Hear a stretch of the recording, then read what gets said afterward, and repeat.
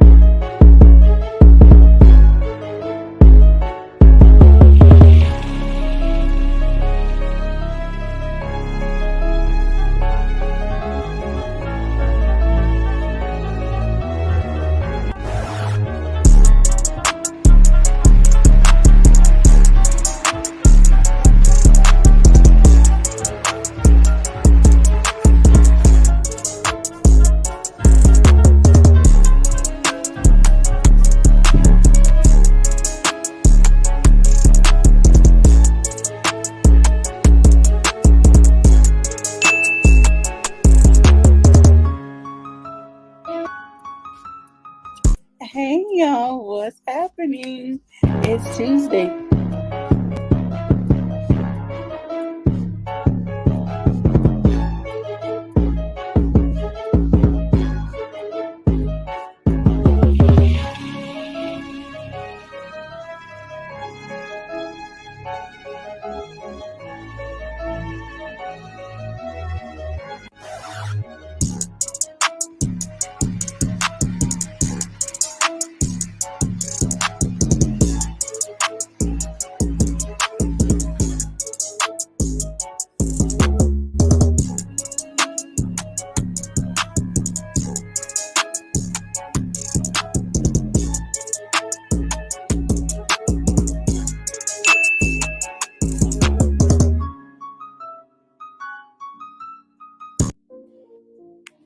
Hey y'all, okay, what's happening? It's Tuesday. You know what time it is. It is time for Conversations, and I'm so happy to have a full panel with me tonight. So the show topic is harvest time, reaping your attentions. You know, I had to get dressed for the occasion, and autumn is around the corner in 2 days, so why not jumpstart, the season with a show talking about harvesting. Now, isn't play on of the cliche reaping what you sow, but we're going to take it a little deeper, at least a try to. And so I want to go around the table, around the room, and introduce everyone. So, men who needs no introductions, we have M3, Mr. Knowledge and Relationships himself. How are you doing? Yo, I'm doing pretty good, QB. All Glad to right. be here. Thank you. And we have a regular on the team who likes to join us and give me a hard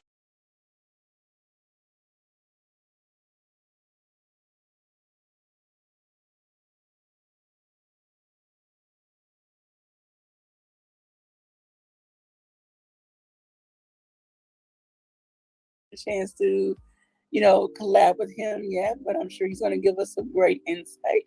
to the conversation. How are you doing, Vaughn? I'm doing good. Shalom to all. All righty. And last but not least, one of my special guests, my girlfriends in the podcast world, and beyond, Miss McKinney, also known as Porch Time. Welcome, Miss McKinney. Thank you so much for joining us. Hey now, everybody. Glad to be here tonight. Excited about this conversation. All right, thank you all. So without further ado, we're going to go ahead and get started. Usually I start out with a quote, but I couldn't really find one just yet to just drive our message home. So we're just going to get started. First of all, oh, I'm sorry, we have another special guest. Another one of my podcast girlfriends, Miss Kim from Meet the Tylers. How are you doing? I'm good. Thanks for having me tonight. My husband will be joining me in a minute. He made a store run late, so he'll be in a minute. We're All here for right. it. Thank you, Miss Q. All right. Well, I'm so happy to have all of you here with me. So let's just go ahead and get into, intentions. What are intentions? Intention is something that you meant to do, something that you put thought and effort into doing. I like to say, be intentional with your words, your thoughts, and your actions, because that means you do something on purpose with a purpose. So I'm going to get into um, our topic more. So acting with intentions and then reaping your rewards. So I first want to go around the room and get everyone's, insight to what is something you have been intentional about, let's just say this month, September, and you have actually seen or can see the rewards coming forth. We're going to start with the lady. So, Wally. Hi, Wally. Thank you for joining us. Right. All right. We're going to start with the ladies first. So, Miss McKinney and then Kim, tell us something that you've been intentional about, just say September, and that you either have seen the rewards or you're seeing, they're coming. Oh my goodness, there's so many things that I've been working on, right? Midlife crisis and making all those changes in our lives. But I think the one thing that I want to share anyway, that I've been intentional with the most has been reaching out to old or not old family members, but family members and maybe old friends, just mending the bridge a little bit, not necessarily, building new ones or anything like that, but just, being grown about it. And I've been very proud about that. I've been happy with the results. And above all, it's made me feel good about me. So That's awesome. Thank you for sharing that. And we're going to get into the why and the purpose of all of that as we get into our conversation. So, Miss Kim, Yes, ma'am. so what is something you've been intentional about and you're seeing the rewards, or have seen, like, think they're coming or they're here? Like, what are some intentions you've been I working on? have, yes, ma'am. I have been intentionally surrounding myself with successful people, Okay. and it has been putting me in better positions because I thought about it for a while, and we'll get into it in a little bit, but I started realizing that the people I kept around me were not that successful. Like, yeah, they did have the basics of life that everybody has to have. But when I started, I was like, oh, I'm a little more than basic. So I'm going to need to surround myself with people that are doing bigger and better things and not to be funny with my people, That you've but been cool with all this time. But yeah, and I'm still cool with them. But if I look around and they're doing the exact same thing they were doing 5 years ago, I'm not intentionally surrounding myself with their energy. Like, okay. Well, that's what's up. Thank you, Mr. Von Eric.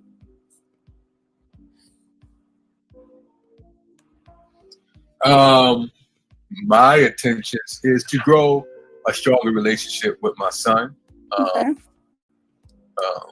raise him to my best ability to see the growth that when it comes to me and him growing together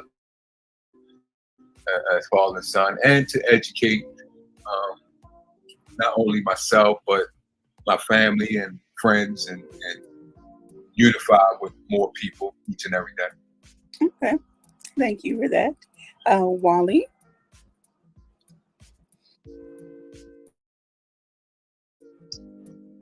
What was the question again? What is something that you have been intentional about, just say the month of September, and then you either see the rewards or you see them coming? Yeah, so I mean, for me, I've been more so intentional about my YouTube channel, right? Mostly for just the seeing of the growth of it, and then the prolonging of what it will be in the further tense of where I want to push it, which can develop from the outside. Alrighty, thank you so much for that. All right, Mr. Rossi. I have been intentional with continuously pissing people off. Meeting Anton Daniels, which I did a few days ago. That was awesome. Learning a new skill, getting involved with tech, continuously investing in the stock market, learning new tangible skills and staying away from action. Yeah. Okay. Man, I love the market because you could either win some or you could lose a lot.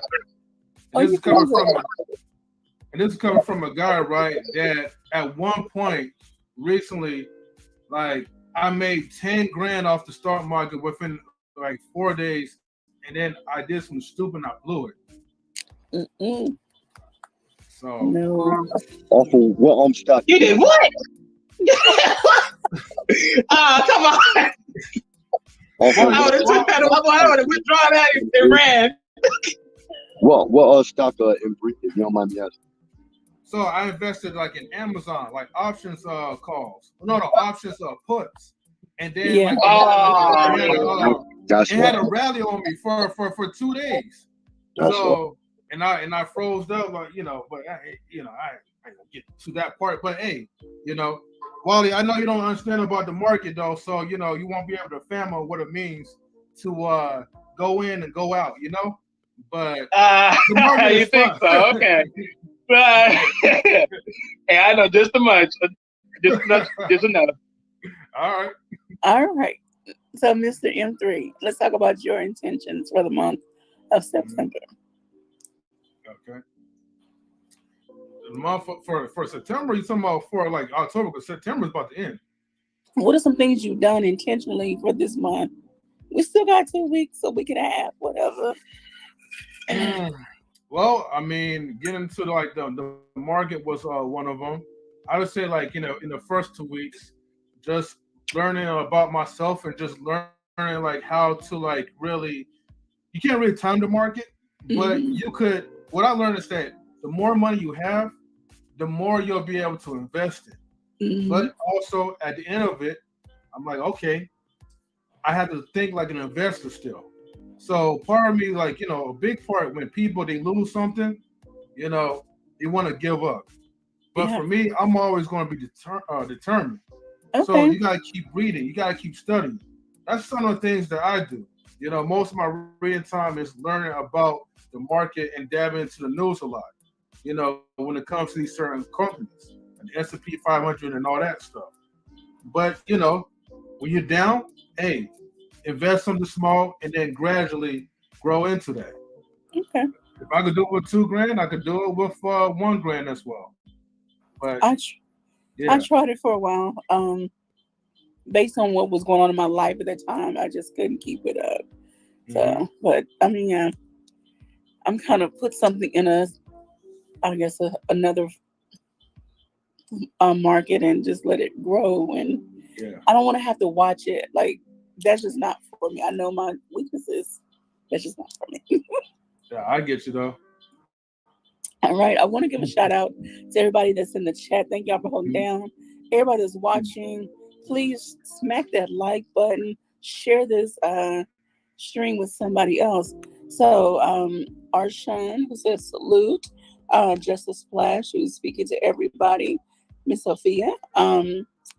Vaughn Bryant, greetings, peace, and love, and longevity. Thank you for checking in. And thank you, moderators, for everything you're doing in our stream. So, yeah, get those people in and get them liking and all that jazz.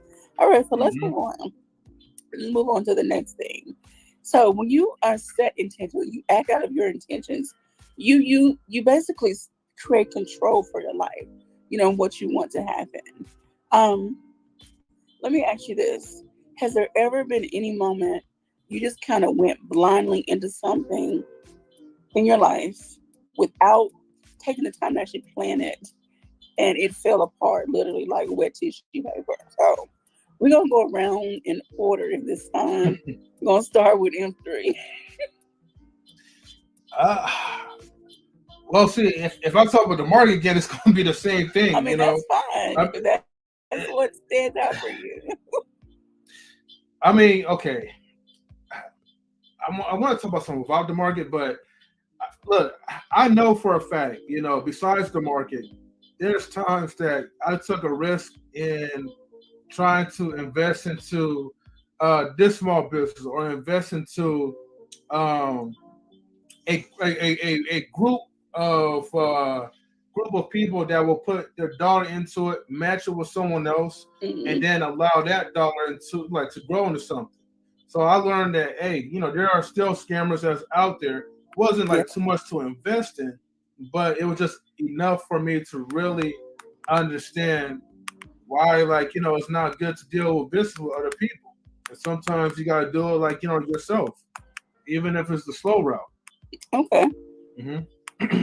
Right, and you'll be surprised. Sorry to interrupt, but you'll be surprised how many people I've had to send out of my DMs and my inbox with that, them extra trader messages. Like, I understand that that's your business, if that's your business, but that's scams. Most of that is scams. Like, I know enough to know that it's not all real.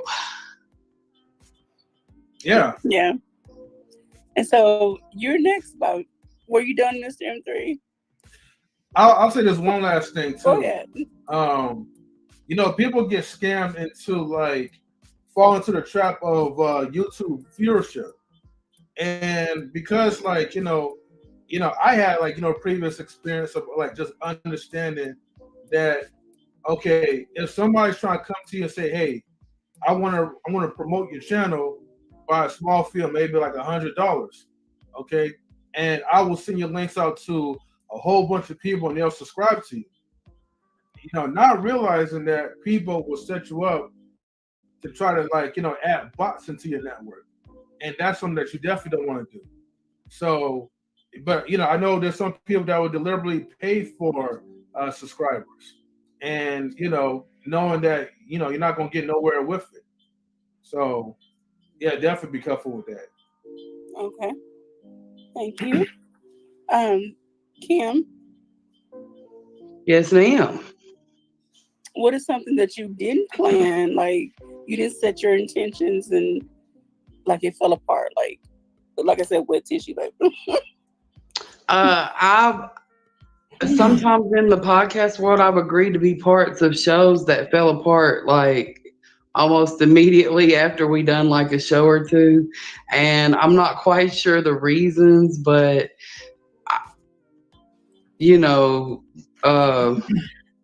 we just gotta keep pushing. But it did fall apart because here I've got my hopes we're gonna have this amazing show, and they never really had plans to make it do anything anyways. So Okay. yeah. Okay. So it seems like they failed to plan.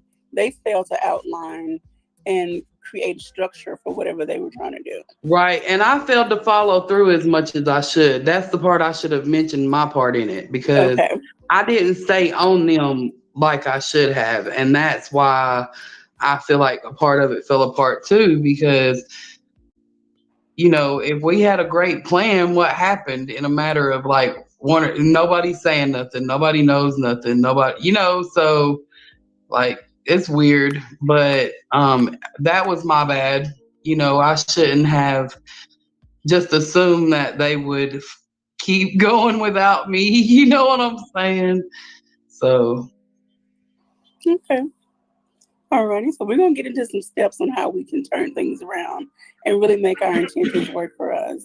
All right. So Rosie, anything you would like to share?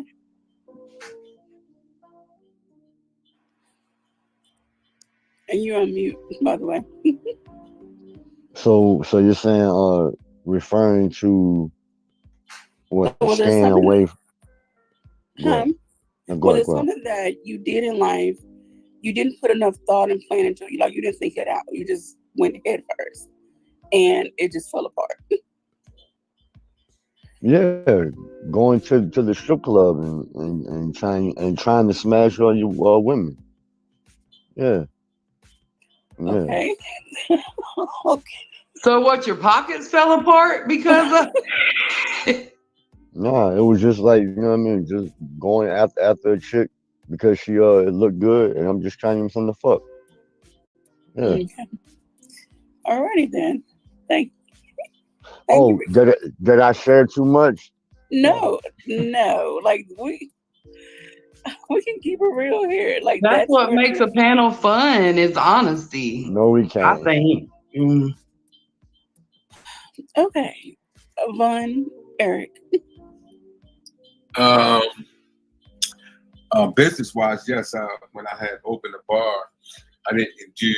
I should have did more proper research as far as the demographic, the area, and things like that. What I was going to have in it. I went in too fast because I just wanted to own another business. Okay. So I didn't do proper research like I supposed to. And that will get you every time. Yeah. Been there, done that. Alrighty. Wally. Yeah, I agree with Von Eric on this one. Yeah, the research part is really the key of it all. Even though, like, because I always say is like for me, like starting my channel, if I had to rethink to actually look around other channels that follow my main frame of what I do, then I would probably move differently than what I would have did currently beforehand. Well, is it too late to move differently now, or are you doing? No. That's my thing. So when I say that, right? Because what I'm saying is this: if I say based upon my channel, right, and I say to myself, okay, how much other people do this, and then amongst those people, are they professionals or are they just someone that is just prolonging it because they're doing it themselves as they go? What is really different? What they do, and then looking at myself, and I'll be like, okay, then I have to differentiate myself from them so that I actually have room to actually grow. So I really did that. So Okay. Awesome. All right. And Miss McKinney, last but not least. Absolutely. I'm gonna stick with the podcasting like everyone else. Jumped out there and wanted to do something and see what happens. I've had some tissue paper moments, absolutely for sure. But I've also been lucky enough to link up with people like you guys who have, helped me along the way. So yeah, I do wish that I had planned some things out a little bit better, took a different direction in some places. But hey, that's how we live and learn, right? That's how we live and learn. Alrighty. Awesome. Thank you all for sharing that. Want to give a salute to people in the chat. Thank you for holding down Marcus, who's always giving all the shout outs. Daryl Long, the Radical, and Wealth Talk Productions. That's you, Wally. Wealth Talk Productions. You know it. I'm full support. All right then. All right, so let's go in with, okay, I found a quote I think will kind of help. So every morning you have two choices: continue to sleep with your dreams or wake up and chase them. It's one thing to set intentions, write them down, think about them, whatever. But if you don't put one foot in front of the other, like you all said, do your research, lay out a plan, talk to people, find out who's doing what and how what they do can help you. Like if you don't put the work into it, then it's not going to really work. It's just going to be you spinning your wheels in mud, like literally in mud. So you have to make a choice. It's one thing to have intentions, but it's then another thing to act on them. Well, let's talk about, okay. So step one to kind of turn things around, making sure your intentions are set in purpose. You got to define your core values. So I'm going to read this little piece. Think about a time in your life when you were most happy, a time when you had to pinch yourself to realize that you were not dreaming. what was happening, where were you, who were you with. So when you look at those conditions, you look at, what things do you value. So we're going to go around again. I know this is class participation. Um, let's talk about your values. Is it something you really thought about? Some people don't even think about what do they really value in life, on their job or whatever. So we're going to start in opposite direction, Miss McKinney. So now I wish you would have started in the other direction because I've got so many, right? Well, just And that's the start. good thing about getting older is now you start to realize that some of those little moments aren't really that little. They're just big moments that are awesome. Some of those times would be seeing my son graduate and then go off to college, some successes that I've had in my career, even some of the little successes that I've had during doing podcasting. Like you said that, and I was sitting there thinking, I'm going to be last. That's good because I can pick one, but there's so many I really can't even pick. And Uh, what a question to make me think. I appreciate that. so, and also think about your values. Okay, so going down into um, those moments, your core values could even be stuff like friendship, relaxation, the being around music, being active. For you, it was seeing your son graduate. So, accomplishments, things of that nature. So, try to, sometimes it's hard to put a tangible word to your values, but if you had to, what are some things that come to mind? Being creative, those of us who are in the podcast and YouTube world, being creative is a value for us. But I'm gonna stop talking and move on down the road. Miss McKinney, you want to jump in with something else? Hardworking. Okay, Hmm. alrighty. So that's one of your values. This should be every one of everybody's values, but my Oh, we're opinion. listing up all of them. Loyalty. No, just Oh, okay. Stop me just because some I things got a that list. just some things that stick out for you. Like, what are some of your values that you center your work around? So that's one way to help define and set your intentions. Is what do you value in life? So, alrighty, and we'll come back and discuss that a little more. Okay. Wally,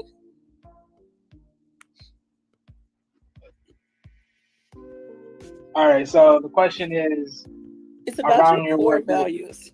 Yeah. Perfect. All right. So one of the biggest value I would say is being willing to learn no matter what at all forms. Okay, That's a big value. Because doing this alone, it took a lot of learning. okay, So, yeah, from all aspects, either from the channel aspects to knowing what to do and what to put in, to even learn editing and everything else of that nature. So yeah, it took a lot. Did that make you flip tables right there? Oh gosh, yeah, trying to learn all this stuff, put it together, make it work. Oh, okay. You want to share something else? I'm gonna keep it that simple. Okay, all right. Vaughn. Yeah, I'm gonna piggyback off of Wiley. When you said learning, educating is my biggest value. Self-educate or go get an education from an establishment. But I really, that's my biggest value. Researching before and patience before you make a drastic move. That's Okay. my biggest value. Alrighty. Mr. Razik. I value honesty. Okay. I value the ability to be transparent. And I value, the ability to be truthful at all times. I hate, liars. Sneaky. Like just sneakiness. Okay. Yeah, yeah. People who try to get over and under and around without just being straightforward and adult about matters. No, I mean not even that. It's just Okay. the ability to be, transparent. You know what I'm saying? The ability Okay. to be, you know, visible, even when it's not, you know, flattering. If Okay. that makes any sense. You know Yeah. what I'm saying? Yeah. Okay. All right. Thank you, Miss Kim. Okay, so I value loyalty, Okay. I value respect, and I value a strong network because work in this industry, I've realized that your network is your net worth. Okay. So the people that you choose to be intentional with, you have to choose the intent behind who you're being intentional with because it works. So, mm, Okay. All righty. And Mr. M3, you on mute? Oh, Okay. For me, I value time okay. because you will never be able to get that back. So anyone like who doesn't really value my time, I take offense to that because you could be doing so many other things. You could be spending time with other people, but when you choose to spend time with that particular person, and maybe they flake or they reschedule, wherever the case may be, you know, you just took that portion of time away from me Okay. because you'll never get it back. Okay. I got you. Now, if y'all want to discuss, and anybody can jump in here. So think about a time when you were angry. Somebody just pushed all your buttons. And did your values come into play? Were you able to take a pause and like, okay, let me reflect on what I value? I'm gonna just say for me, I don't get into physical fights, um, face to face things when I don't like to argue like that. But two, I don't like to fight. I just don't like. That's just not me. I will cut or shoot somebody. I'm just gonna be. That's my truth. But I value freedom. I value freedom wholeheartedly because I've made some mistakes in my 20s, and I value freedom. So I just know how to avoid, you know, having my freedom taken away from me. Anybody want to jump in on that? Like, have you been faced with something that tested you and you had to like activate your values, whatever they may be, and say, okay, you know what? You ain't not today, not today. Yeah, I mean, I see. I don't think what people don't understand is that every day you be tested, whether if it's noticeable or non-noticeable. You're gonna be tested by someone. Life is gonna test you. Kids around you that's gonna test you.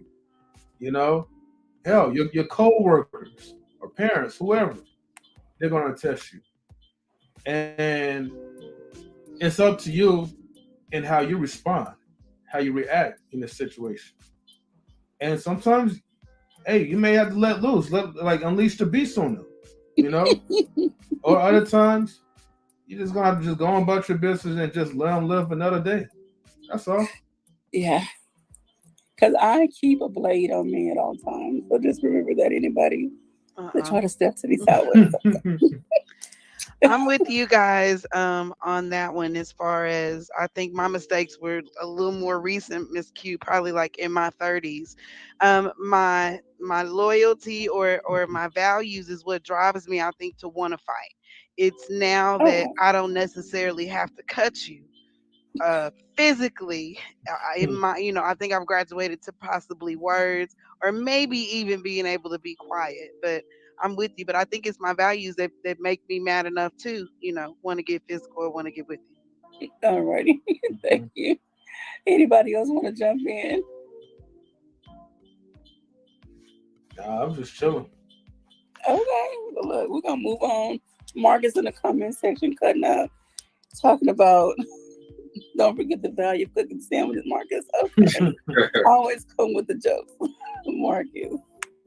All right, so now that you have outlined what your core values are, next you need to set your goals and make sure they are in sync with your values. Like, where do you want to go in life? I know sometimes it's hard to think even 1 year out, let alone 5 to 10 years out.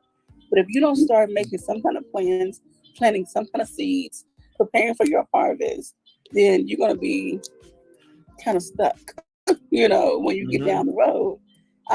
We can go back to investing. Same thing. If you don't put your money somewhere in something, investing your time, your money, whatever, investing your self into learning, so anything, so things like that. Let's just talk about some goals that we have. Like, so from here to, let's shoot, I think 5 years ahead. Hopefully nobody wants to be in the exact same space, maybe even 2 years ahead. So let's go 2 to 5 years. We're going to start with Von Eric. 2 to 5 years to accomplish goals? As far as and then, like, what are some goals you have set for yourself? And then think about if they align with your values. But then I would have to go back with my son because he's young now. So, I value, like I said, I value education. So I would want a goal that he reach his highest point that he is able to reach and making us accomplish it and achieve ahead of time before he goes out in the world and try to deal with the world, how it's set up now. Okay, thank you so much. Thank you. Razi?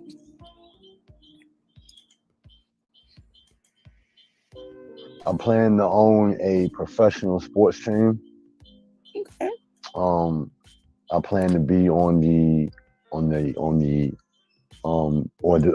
ability to gain entry to the New York Stock Exchange. Okay.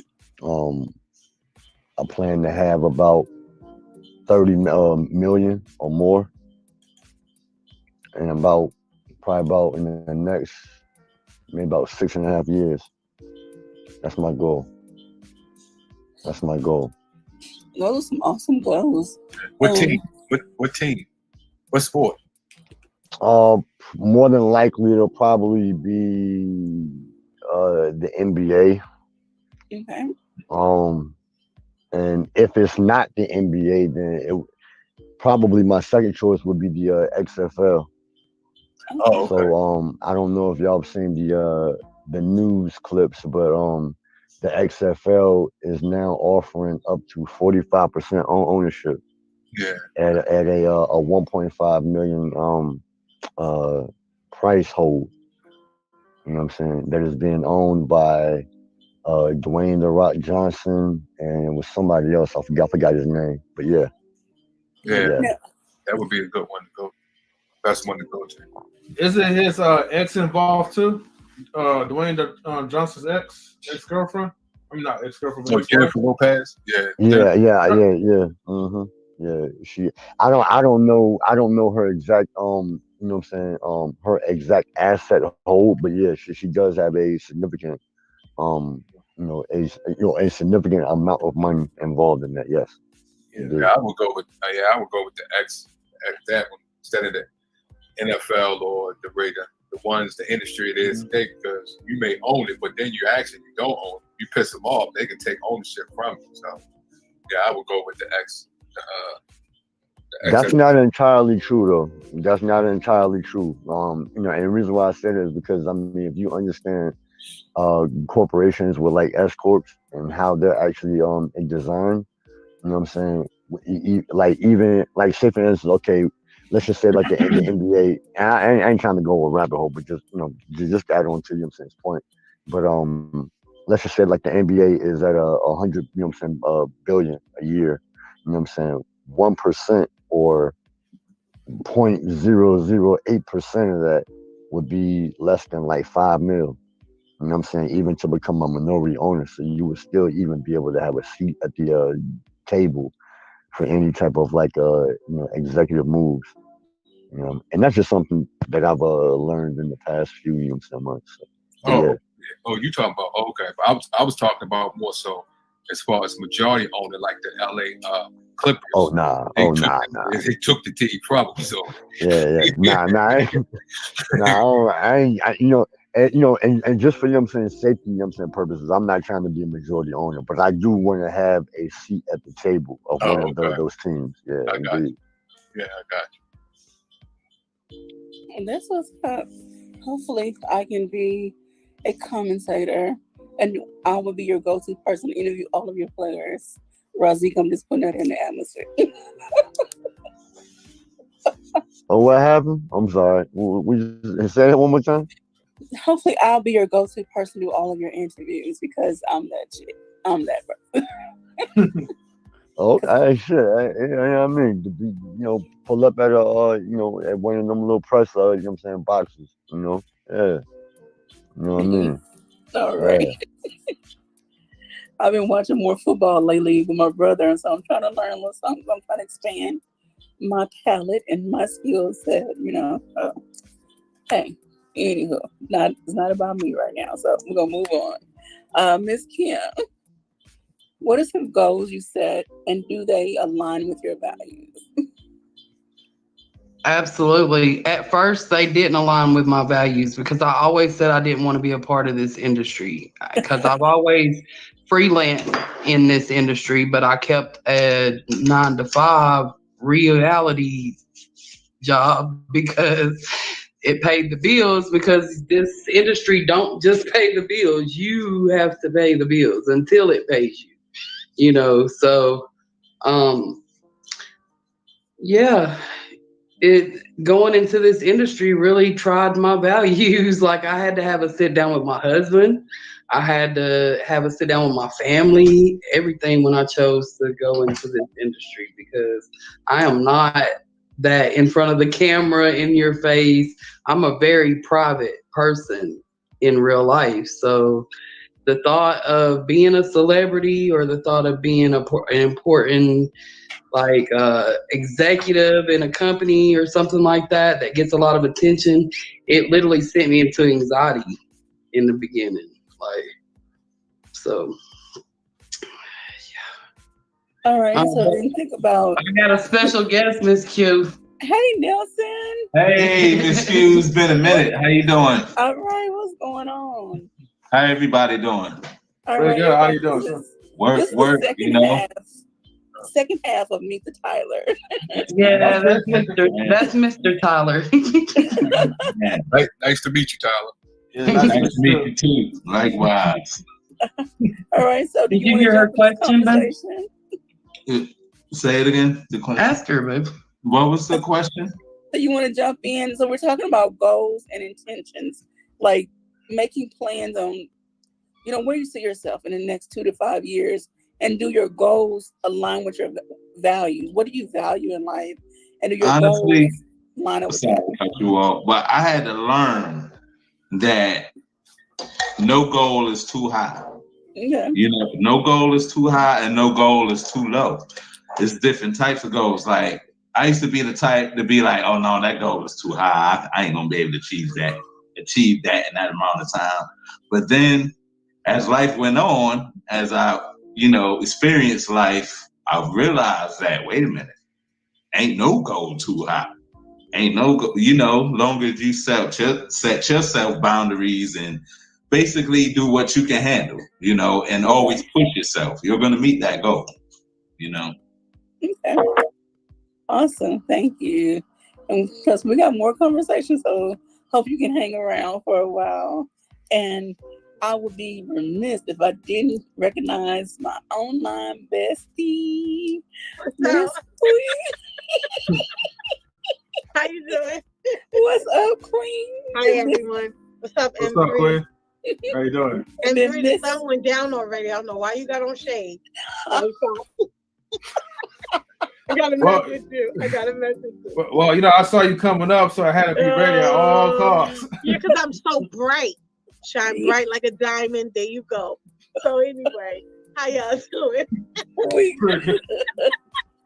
Oh God. Okay, so we're gonna come back to you, Miss Queen, because I want you to get your thoughts together. Okay. All right. So when Von, Razik, Kim. So we're gonna go to Miss McKinney. So think about 2 to 5 years. What does it look like? And do your goals line up with your values? Absolutely, they do. Hey, Miss Queen. Good to see you tonight on this platform. My Hello. goal is just to be happy. You know, I keep preaching that midlife thing and all that good stuff. And hard work is a value of mine. I've always applied it, but in other places, like Okay. my career, making other people happy. So, yes, my value of hard work aligns as long as I put that hard work into myself now aligns with my goal of being happy by any means necessary. Like Malcolm said, by any means necessary, this queen is going to be happy. All righty. Thank you. All right, Wally, and then M3, Excellent. and then Kim. I mean Queen. Sorry. You gonna go M3 or should I? Go ahead, Wally. Wally. Fine, all right. So in the next 2 to 5 years, what do I see myself? For one, seeing my channel get monetized. That's one focus. Another one is I'm having this ideal that's gonna set up another way so I can monetize some type of form of income. Okay. But I don't know for sure if it's gonna fall through yet. 3 is to be able to help my family get out of this area that we're living in, the Okay. location overall. Yeah.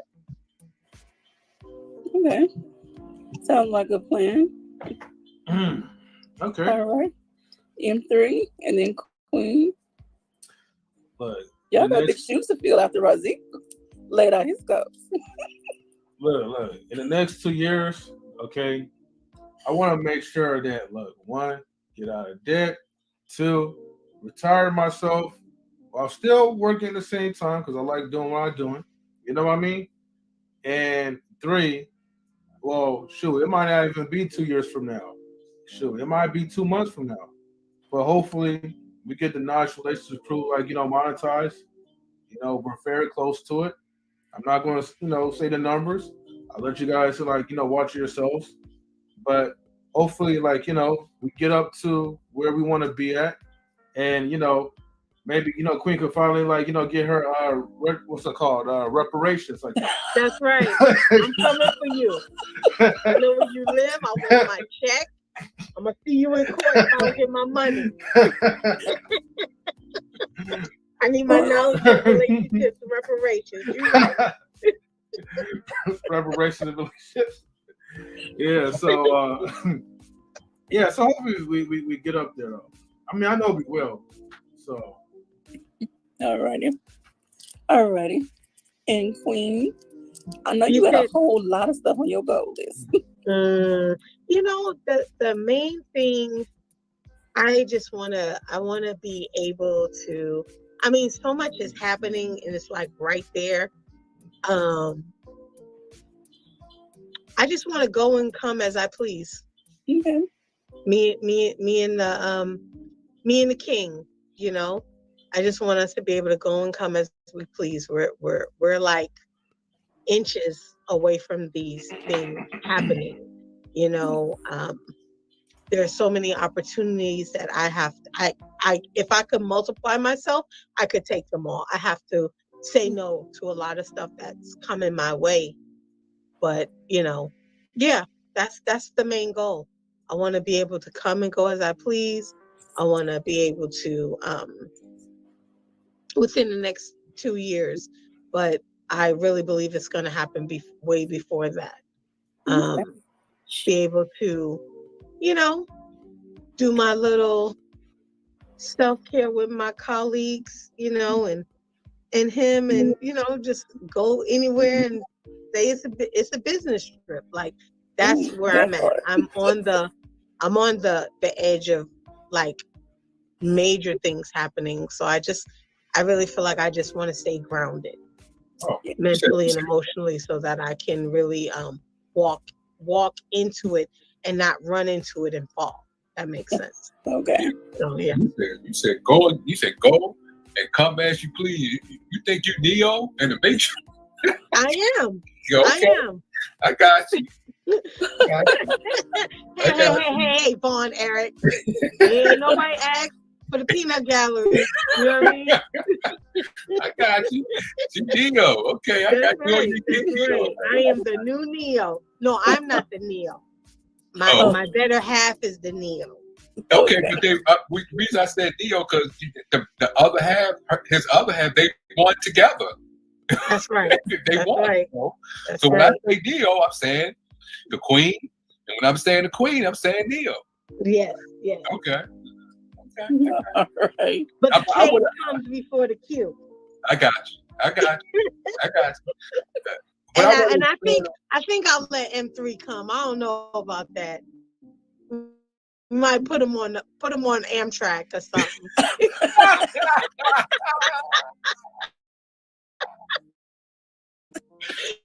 We can't hear you, M3. I went to Miss McKinney. She said midlife. What does she mean? I just want to see where her heart is. Okay, because I'm 45 and ain't no midlife over here.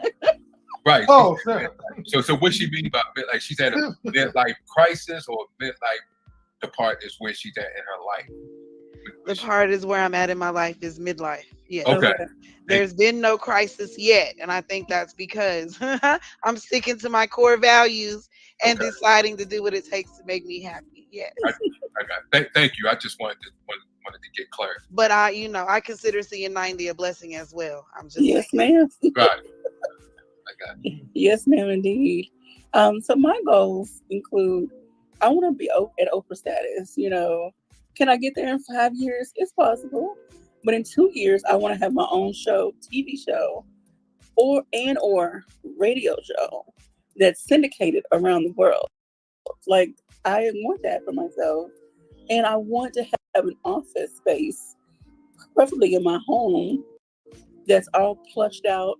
I'm a true girl at heart, so it's going to be all pink and chrome and gold. Anyway, I see myself sitting at my computer, preparing for my next show and having an assistant taking my calls. And I value high quality. I value, like M3 said, time. I value structure.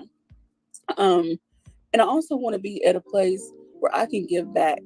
I want to help fund, if not completely fund, one endowment or scholarship, to some underprivileged group that serves young ladies, specifically teenagers. So, yeah, those are things that are on my goal list. So when you say TV show, you talk about TV show on like a main network or the news?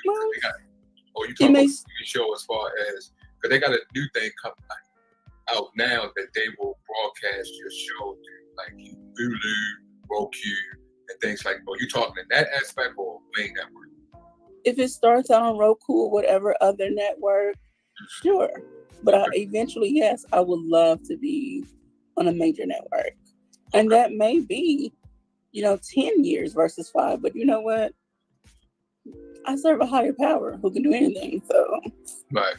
And as long as I'm putting in the work, I'm keeping myself in alignment, I'm walking with intentions and purpose, I am not going around essing on people, just to come up, then y'all know I'm not really a cursor, but you know what I mean. I'm not stepping on people just to rise up, Anyway. It was interesting. Razi, you said about owning a team. So when you invest, you want to sit on the board. When you go on the board, what changes that you want to have when you first get on the board when it comes? Because it's not many of us that sits on the board. Yeah. What change that you want to have when you go sit on the board of a sports team? Well, I mean, I'm not really going to have any type of executive power by becoming, a minority owner. So in order to have, executive, voting rights, or to be persuasive enough, you would have to own or become a, majority shareholder, owner. So, that isn't necessarily, a goal of mine. And I don't care about, making a change. I think things are fine the way they are. But my concern is just, the money. To be honest. All I care about, is the money.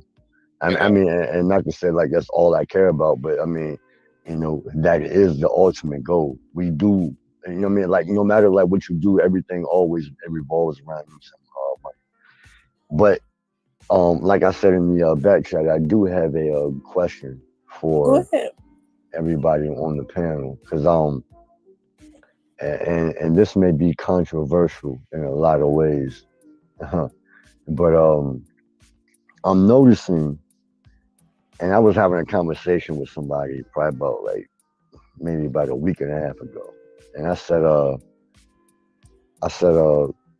the way media is going now, the market is already over saturated. You know what I'm saying? Rated, like highly.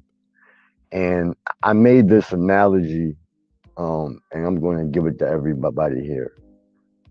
In the 80s and the 90s, there was a trope that was always mentioned, and it said, either you sling crack rock or you got a wicked jump shot.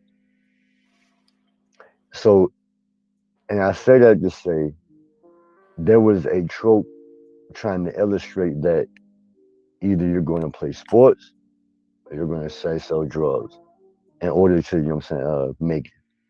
Now, to fast forward that, or to finish my, comparison, in this technological age, right? Everybody wants to be on YouTube, and I don't know why. I think people are very lazy in finding other creative ways. You know what I'm saying? Everybody can't have a TV show. Everybody can't have the #1 podcast. Everybody can't be the #1 TikToker. It's impossible. It's impossible. Even by a metric number of standards, it is impossible because the market is overcrowded. It is entirely overcrowded. And We agree. But and I just wanted to put that out there. And obviously one of your ladies said that she does agree. Does everybody else agree, or what's y'all's thoughts? Let me myself. All right, I'll say this. This reminds me of how like Uber and Lyft, how their business kind of started. Now like because I think Uber started first. When Uber came out, like they didn't have like a lot of drivers, but drivers that did took over, they had like a lot of routes, a lot of pickups. So there was this big hype that if you join Uber, man, you could quit your job. You could make $100,000 or $200,000 like a year because you're making so much money just off of driving, but nobody wasn't really thinking about the expenses and the longevity of it. So to fast forward things, more people started getting into Uber. Okay. And although we still have our low taxes or whatever, they still haven't been fully part of the job. But you have regular people, who doesn't really have like the people skills signing into like Uber. So now you have a whole community of Uber drivers to the point that Uber became oversaturated. Now business boomed off for them, but who did it affect the most? The drivers. Because now you could barely find anybody to pick up because you have this driver on this location, that driver on that location.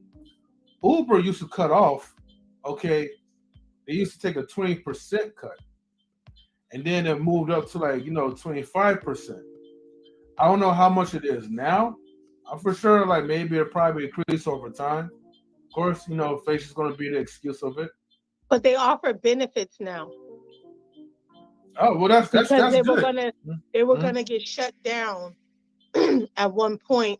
So if you drive a certain amount of hours, you have which then it becomes like a regular job because you have to meet these criteria where before you were just open to do whatever.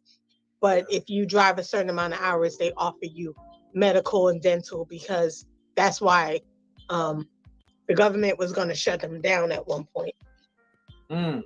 Yeah.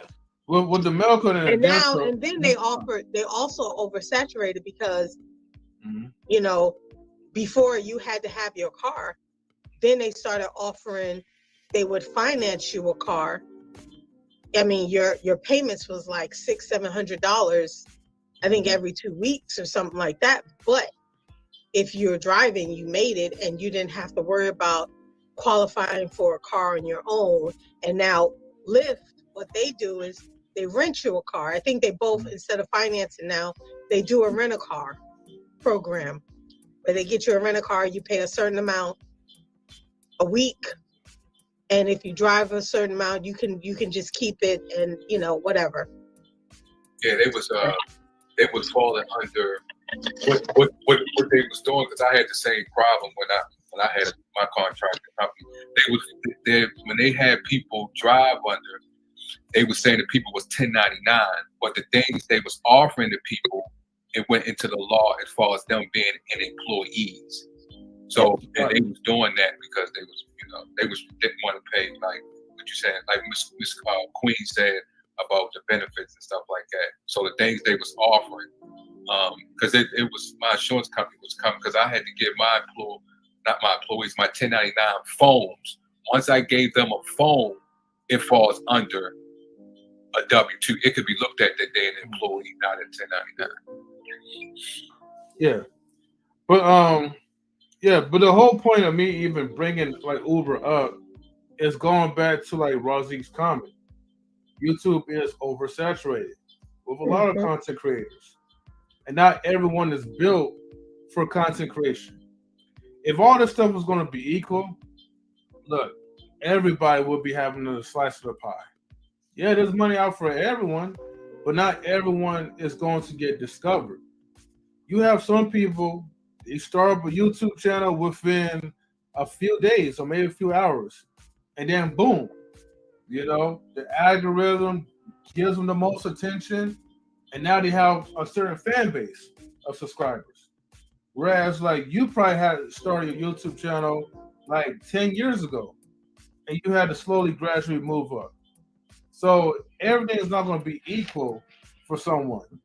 And you have to try to find the best hot topics to engage into your audience. Because nowadays, everyone has an attention deficit. You log into something, you watch something for a few minutes, man, you're ready to tune out most of the time. So I do agree to what you were saying, Raziq, earlier, that you know, everybody can't be like a YouTuber. Now, as far as like, you know, doesn't make them lazy, that part, honestly, I'm not really for sure. So it's not like I'm going to disagree, but it's like a question mark in my head. Because the thing is, it takes a lot of work to even do content creation. But I guess if the motive is you don't like hard labor, and if you think that's the easy scapegoat, then maybe we could drift into saying that, okay, that person's being lazy, you know? Well, okay, so let me kind of clarify, if I may. When I say lazy, you know what I'm saying?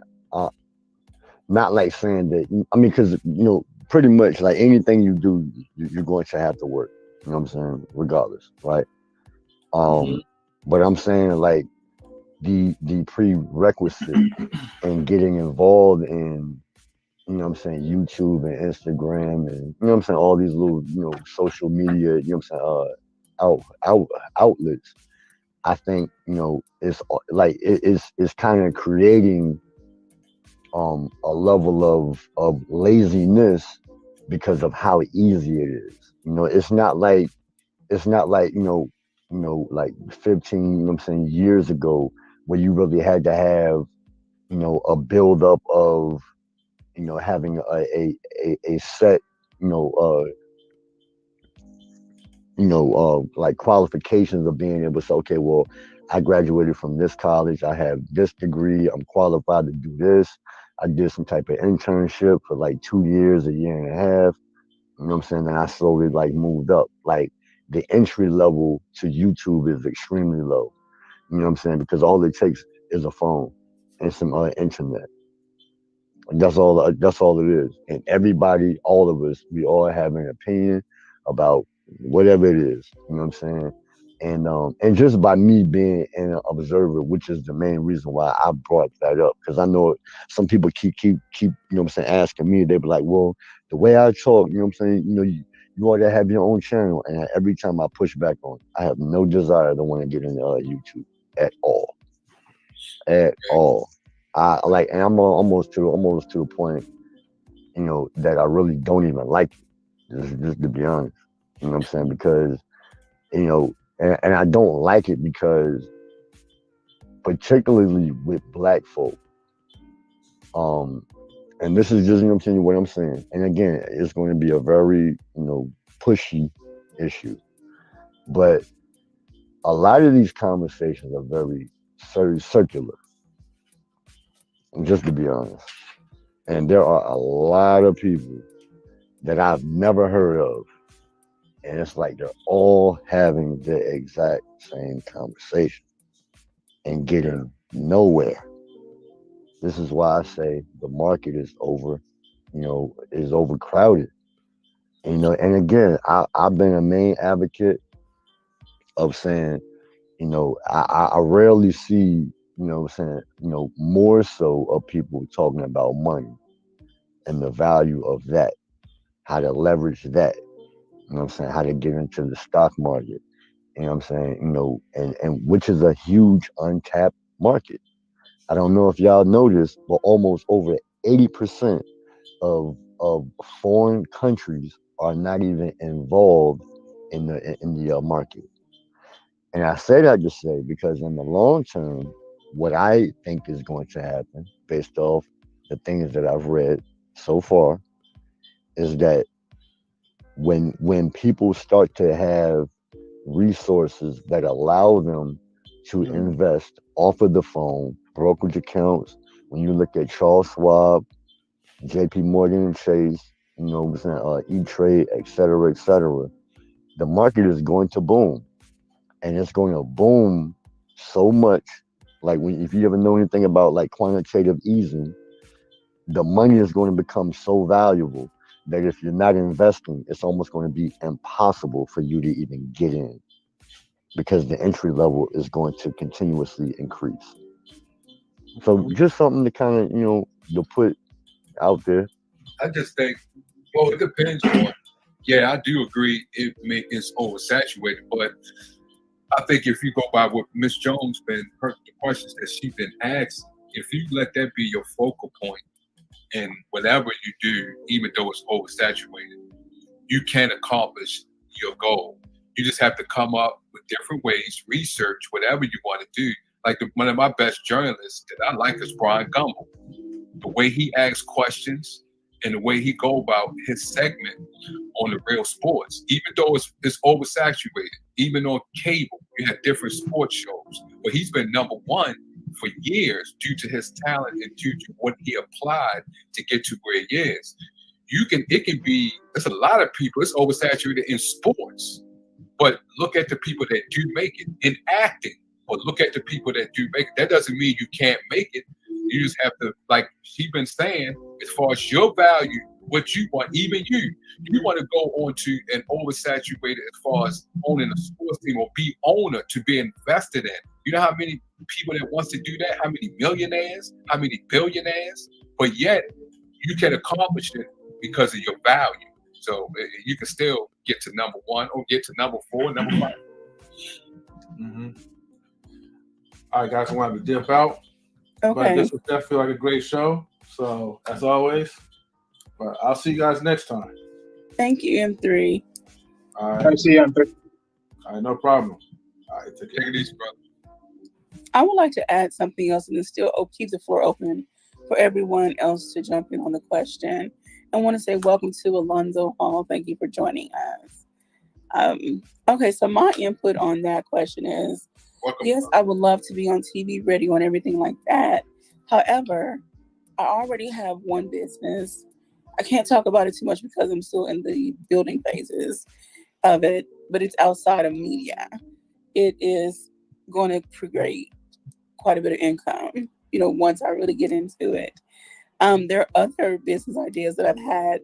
I have a list in my notes section on my phone of other ways that I want to expand myself to utilize my skills and talents, such as an accessories line, makeup line.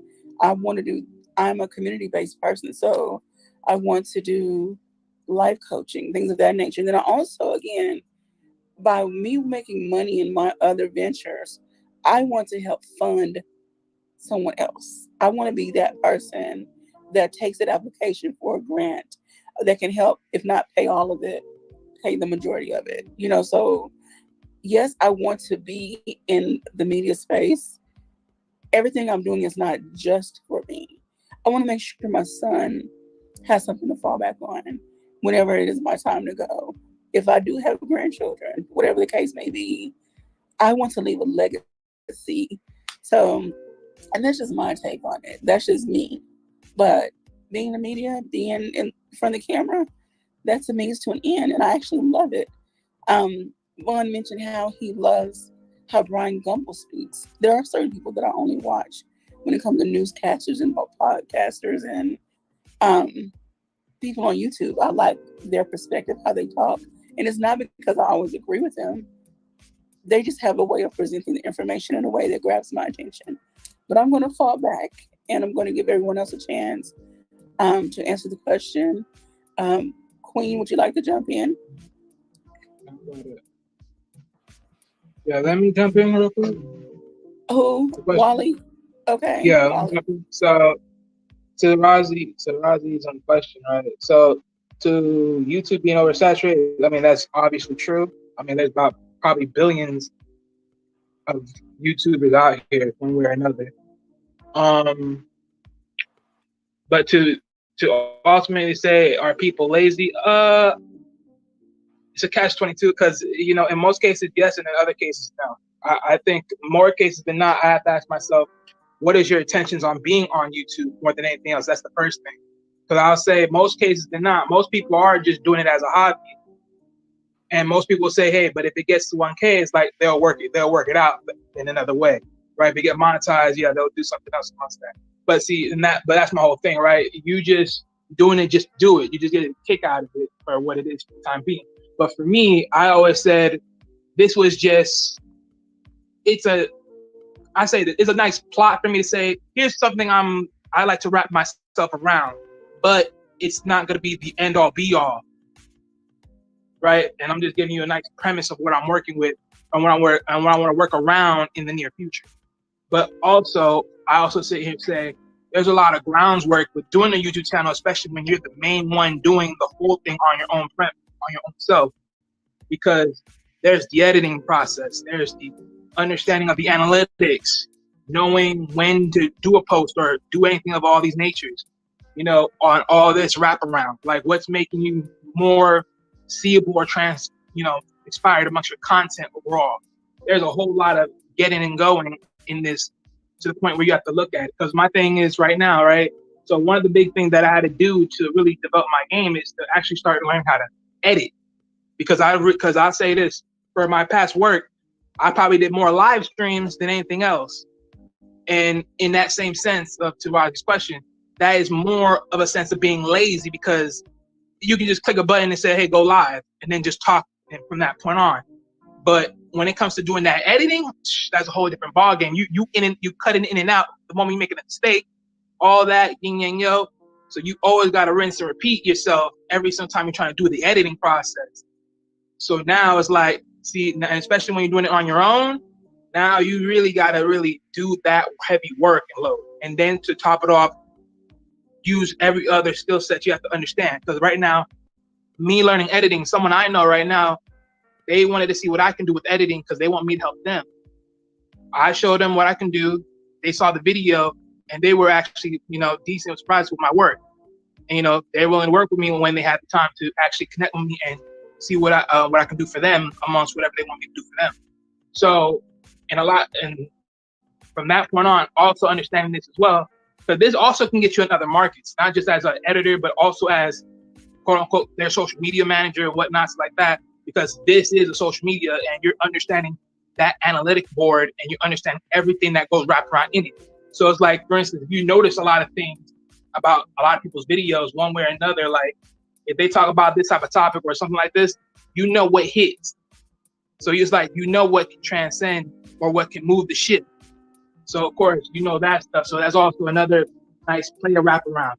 But my thing is this, I always say this, when it comes to YouTube,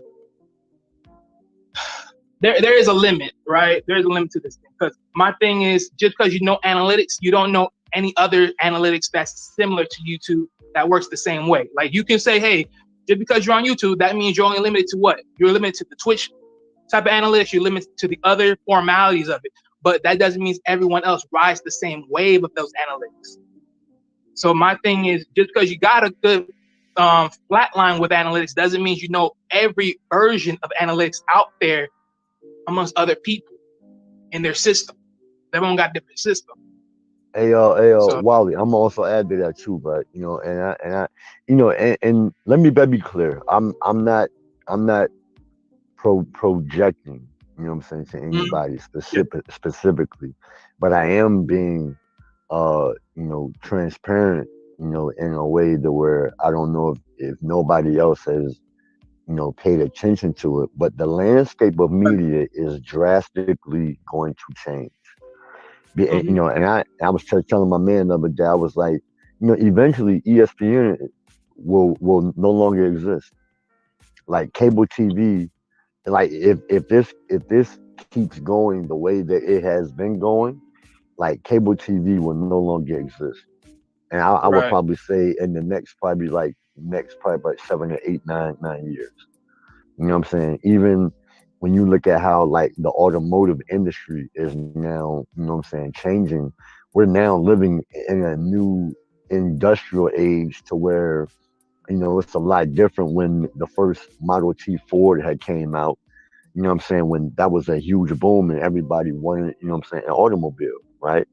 Now, when you look at how even the engines are being built, even Tesla now has a big, huge, you know, competition when you have GM, Ford, you know, other, you know what I'm saying, companies, you know, Rivian as well, that are really, you know what I'm saying, trying to outpace, you know what I'm saying, to, you know, to beat the big dogs.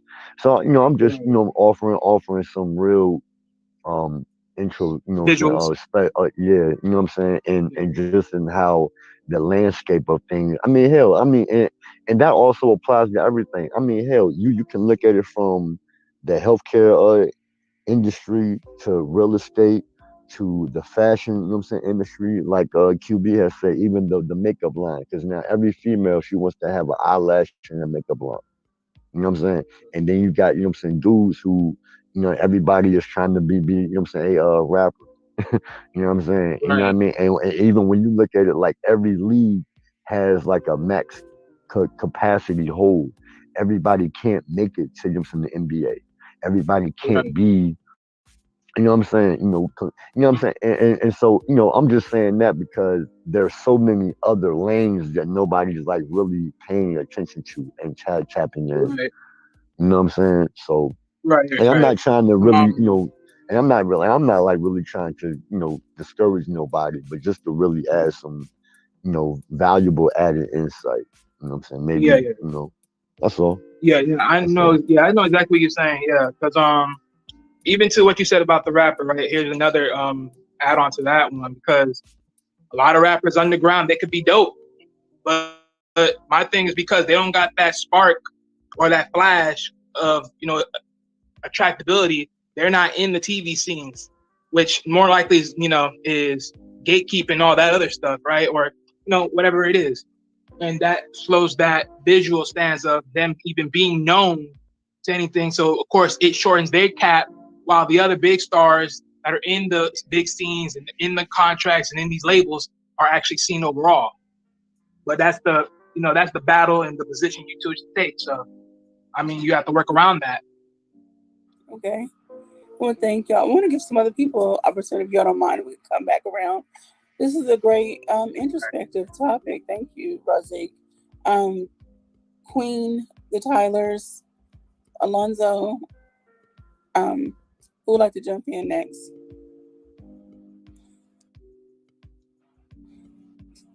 You're on mute. Okay. Okay, so to add to what they were saying, it's absolutely true. Like, I feel like that if people would accept their lane and not try to invade other people's lanes and compete where there's no competition, like, there can only be one Michael Jordan. That's why he's Michael Jordan. Like, so that doesn't mean that you're not going to have a great show, just like I have a great show. That don't mean that I'm trying to take your spot in the ratings. I'm just trying to get a spot.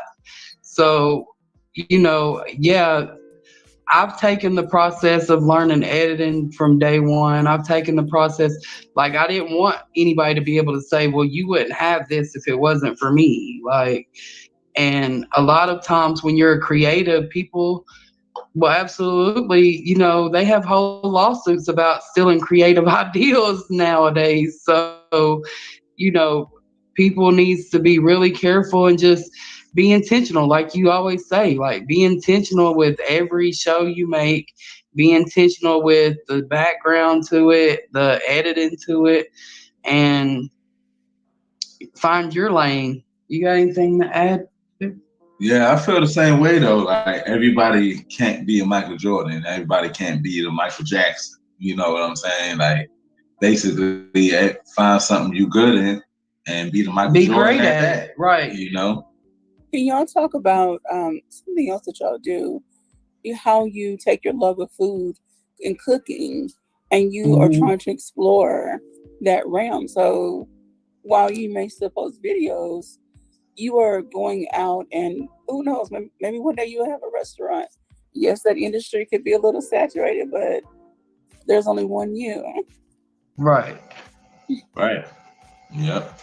And that comes with, like, not being scared to try different ingredients, like thinking outside the box, basically. What would somebody won't do? You know what I'm saying? Okay. And do it. And do it. Right. And be great at it. There's a million hustles in this world. Choose more than one and do them. Definitely, you gotta have more than one hustle these days. Hey, look, y'all mind if I add one more thing? I'm sorry. I just want to say too. I think one key caveat is all of this is censorship, and I bring that up because if they ever open up censorship to where it's more adult like, I think you're going to see a different landscape happen. To where a lot of people who use a lot of vulgar language or colorful, language, are more offensive, in their viewpoints and how they talk. I think you're going to, I think it's going to be a lot harder for a lot of people who are not inclined to using that type of language or having people who have those particular type of views, which is going to be harder for some other people to, maintain a spot. And case in point, when you look at Rudy Ray Moore, that was an example. When you look at Howard Stern, look at the market that of what he was able to do based upon how he was and how he spoke, and the type of topics that he was really able to cover. And even then how, a lot of, stations were trying to, censor him.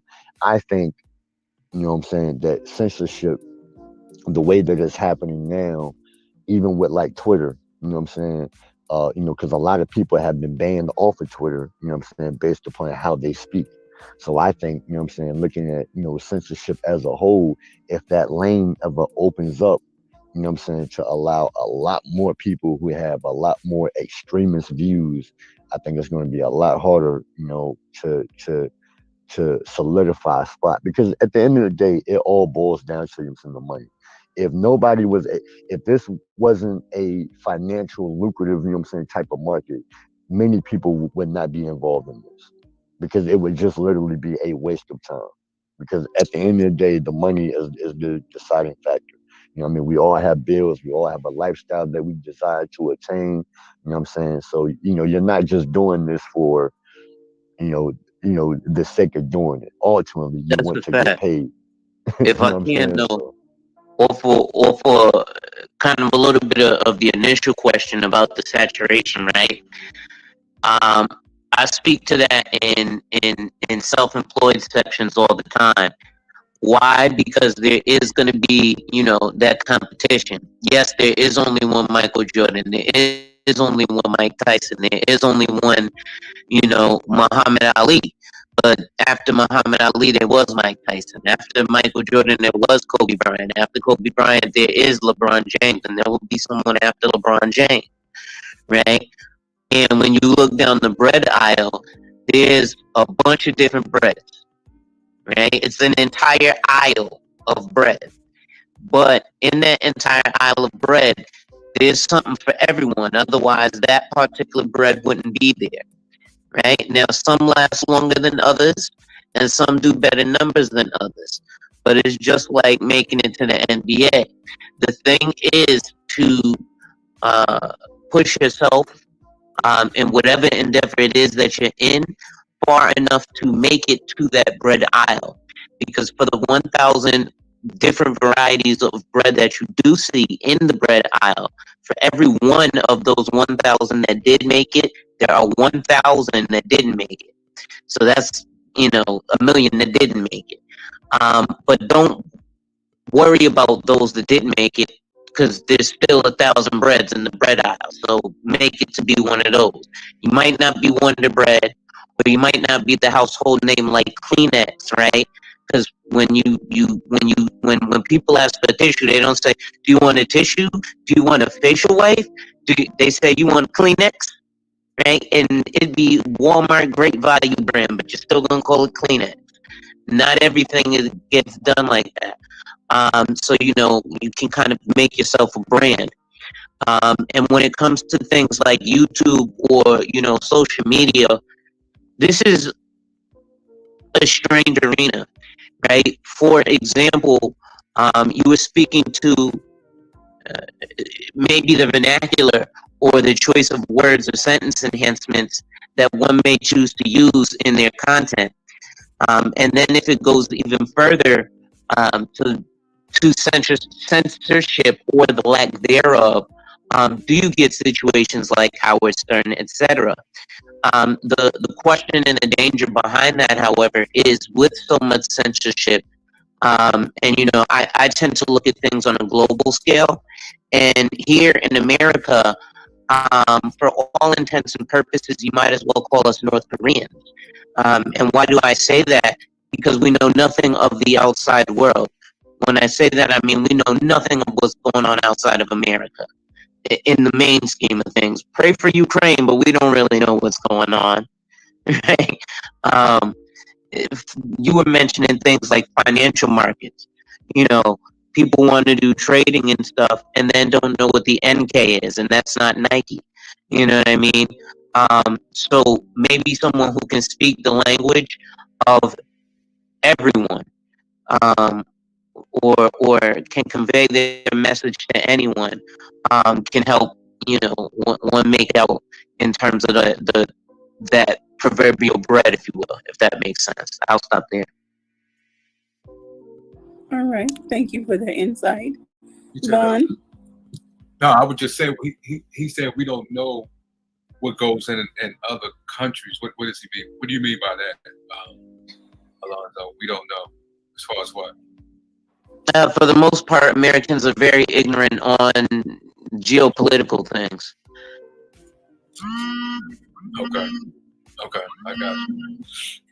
Yeah, like I feel like what he's saying, like, is like people people only know what our media shows us. Like they don't go outside of American media to see what's actually reported by other people. So we haven't visited there, lived there, if we don't have an insight into what goes on from here, we only know what the media tells us, and we know that censorship only allows what they allow. So like he said about like the Ukraine, we only know what they're presenting to us as if it's a bad thing. But if you listen to videos of people from there, they're like, we're not necessarily mad that the power is changing. You know what I'm saying? Like, so it's presentation, screen presence, and knowing, like he said, knowing geopolitical moves can help you motivate your way. I guess maybe I don't know. I'm getting confused myself. So Yeah, I see. Yeah, I see your point, but I also think I see your point, Tyler, the Tylers, which is a great point. I just think that it also depends on where you're getting your information from. Sky News, you got Sky News that does a lot of reporting over there. Al Jazeera does a lot of reporting over there, which they go into more details. You got the Real News Network. They go into details. Then you got geopolitical politics, like Alonzo said, that reports. So it also depends on where you get your news and how far you go in your research also. Then you got right, and that's what I was saying. Most Americans don't go outside of their Yahoo right. News or their Google News. I got So that's what I'm saying. You're responsible to go outside of those top search and those top reporters and those top channels, and go look at the people that actually go there and report there. Look at the people who, I got you. It's like some people just watch Fox News. They don't go out at Fox News. They don't right. That's what I'm saying. Even the first thing they read or the first thing they see. Right. I got you. And look, and also another part to that is like the clickbait, because the clickbait is actually is what's killing the media. You know what I'm saying? When you really look at it, because so many people will just click on something because it has a enticing either photo or a headline, and nobody's really doing the research to actually read the full article in detail to really understand the whole, photo or the landscape of what is actually happening.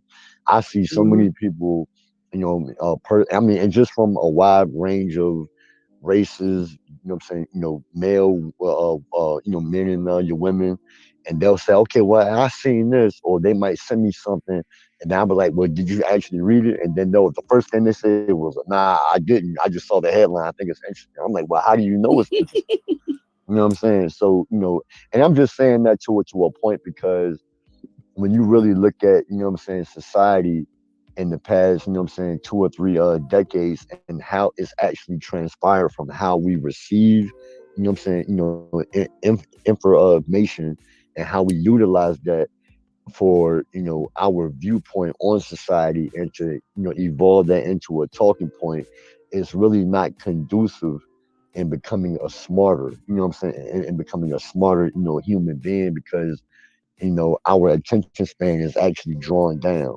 So, people are not reading as much. They're reading less, and they're focusing more on the podcast, or because a person has a certain, popular, larity. And I'm gonna say this too. Right? And I'm gonna use Anton Daniels as a caveat to tie into my point, because I've actually chilled with him, and I met his wife, and I was there in Detroit, and we had an awesome time. The one difference that I realized with Anton is this. Anton really did put in the work.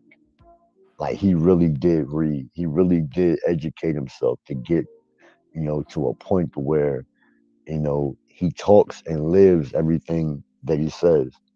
Like, there's no cap in that man's rap, at all. And it was just very insightful, to actually see, because so many younger folks, particularly younger than me, mid-20s, whatever, they're so quick to hop on the wave.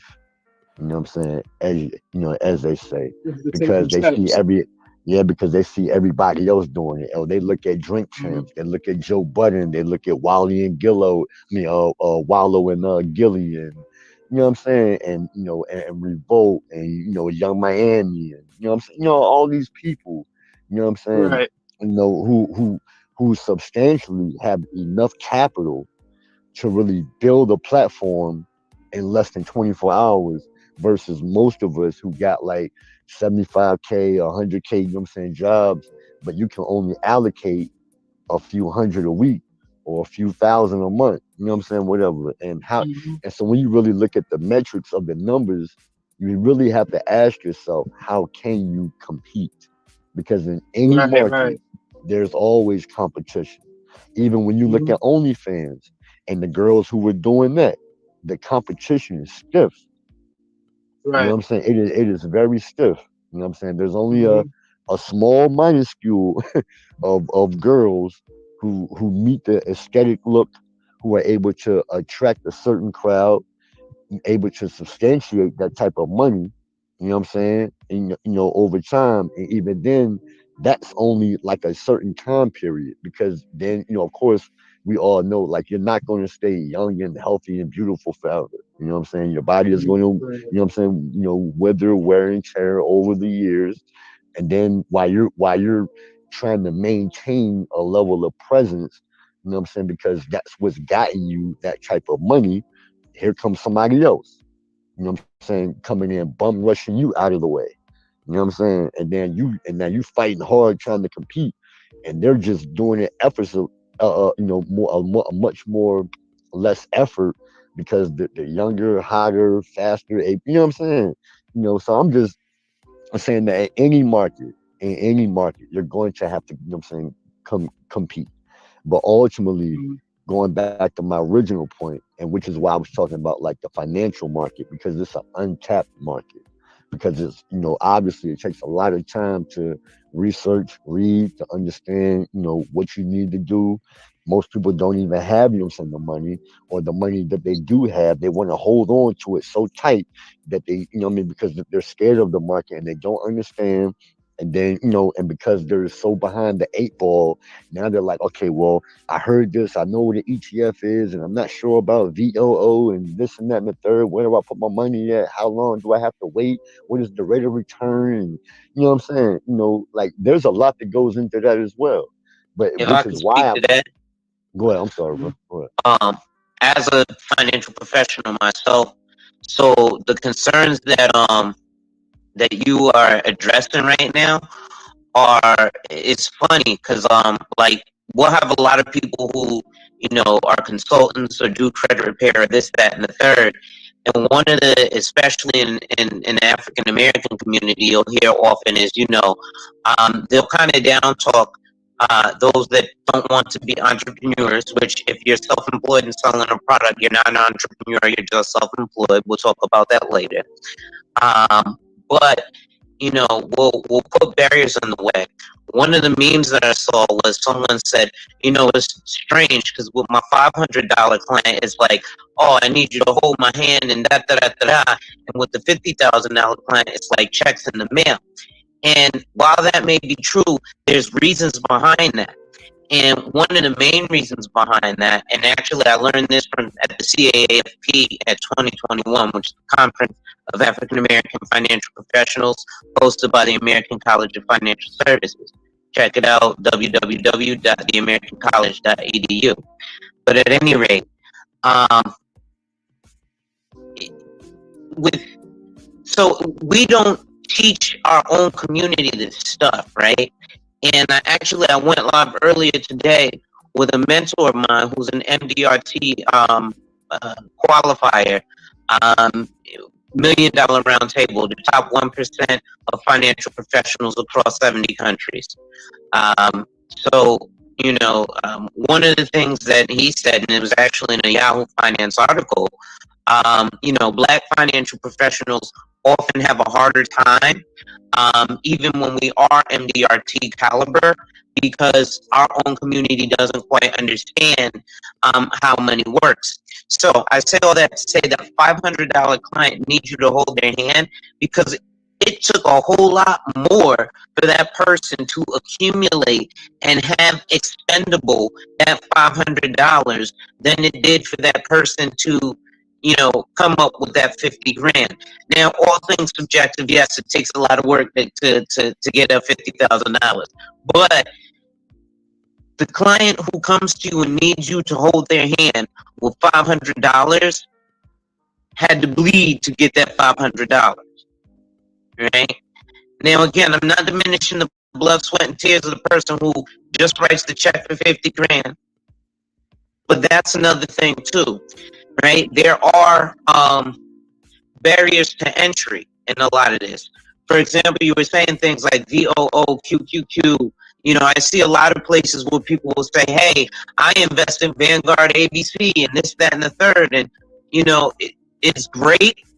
And one of the things that's disappointing, what I tend to hear is, hey, listen, I'm a financial advisor.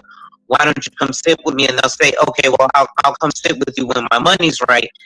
And, I say, well, you wouldn't say to a physical trainer, I'll wait till I'm a chiseled Adonis to come see you. You say, no, let me come see you, and then I'll hop in the gym with you, and then there we go. But with finances, we kind of think it backwards. And one of the things that also ends up not happening is, again, us as the financial professional, we don't teach you guys, right? I like to educate my clients so much so that you really don't need me except for on the point of sale. So again, those barriers to entry are literally financial, and it makes it harder for the average earning person makes $75,000, $120,000 a year. You're really still not in a position to invest at that point, right? At this point, to be honest, to be an accredited investor, a single person needs to have an annual income of about $200,000 to $250,000 a year for the past 3 years, expected to do so the following year. Otherwise, you really have no business saying investing in your lexicon. And the average investment, to be honest, if you go to, for example, Fidelity, so on and so forth, the minimum is generally going to be $10,000, which equates to an $834 a month payment. It's actually $833 point something, but $834 a month, 834 times 12 is 10,000. So that's the minimum barrier of entry for investment. But when you go to places like JP Morgan Chase Bank, if you go to Chase Bank in your local area now and you speak to private client, those are investment managers. Generally, you're going to come into any investment manager with 500,000 or more and net worths of above 5 million. Now, here's where I have a love-hate relationship with things like Robinhood, Stash. You see me showing off my wedding ring. Husbands unite in the building. We bully men into being husbands. But in terms of, building your portfolio or being able to get to the desired outcome, or even participate and play in the game, right, and make yourself even able to compete, you have to kind of get through those barriers of entry. So those things like those small ETFs, like I just diminished, those are very valuable for you to get into and to be able to learn how to even read those charts. One thing that I dislike very much is crypto. However, it gives it removes that barrier of entry. Okay, so I want to ask you this a lot. The book where everyone starts at rookie. All right, since we have all these financial people that love to talk about money and all things in between, how about we do another show, starting with the Finances for Dummies? Because I'm one of those people, while I know a little, I know probably not enough to really sit down and have an in-depth conversation. I'm one of those people, I guess I can read, I can analyze, I can, take information and break it down. However, there are still some aspects, many aspects of the financial world that, will still evade me. So would y'all be up for discussion on finances for dummies? Because again, there's a big portion of the Black community, especially, that simply don't even know, like all those terms you threw out there. Only because I was in a trading group last year, I know a few things. However, there's still so much more to uncover. And I'm still learning about the little nuances of how to build credit without doing the old fashioned way, which is just paying off debts. There's still other ways to build your credit and still and get to a place that you need to be. So anywho, so I'm offering you a spot on one show one day. Would you all be willing to have the conversation? Yeah, I'm down for it. That's what my content's about, basically. Okay. Yeah, I think we're all open to that. Hey, look, I've always been a huge advocate of money. Ever since I've read this book, Q, and Q, you already know, I have mentioned this book a lot. This is a very valuable book. If you have not read this book, go buy it. It's less than $30. Incredible.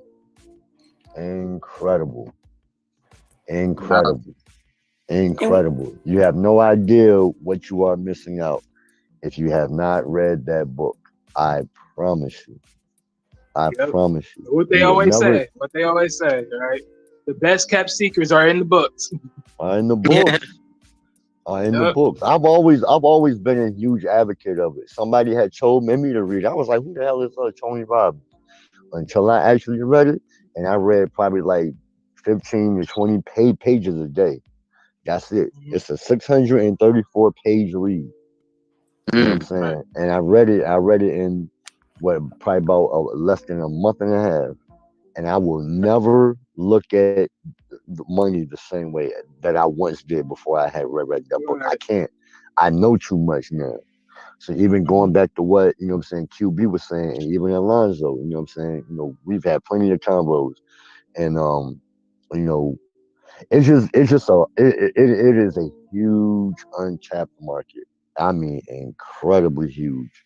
And even what QB had said earlier in the live stream, when she was like, correct me if I'm wrong, but I think you said something about, you were in the market and at a different space in your life, and you just kind of like left it alone. But and even going back to what I was saying earlier, like over 80% of the entire continent of Africa doesn't even have the ability to even own a phone because they don't have no towers over there, because they don't have no internet. You know what I'm saying? So think about like, and when you look at like, the national debt, which is at about what 30 trillion, trillion. And when you look at what the GDP was in probably about 20 to 25 years ago, we're talking like almost like a 400% increase. A 400%. We have no export anymore. That's the problem. So, as a nation, we're nothing but consumers.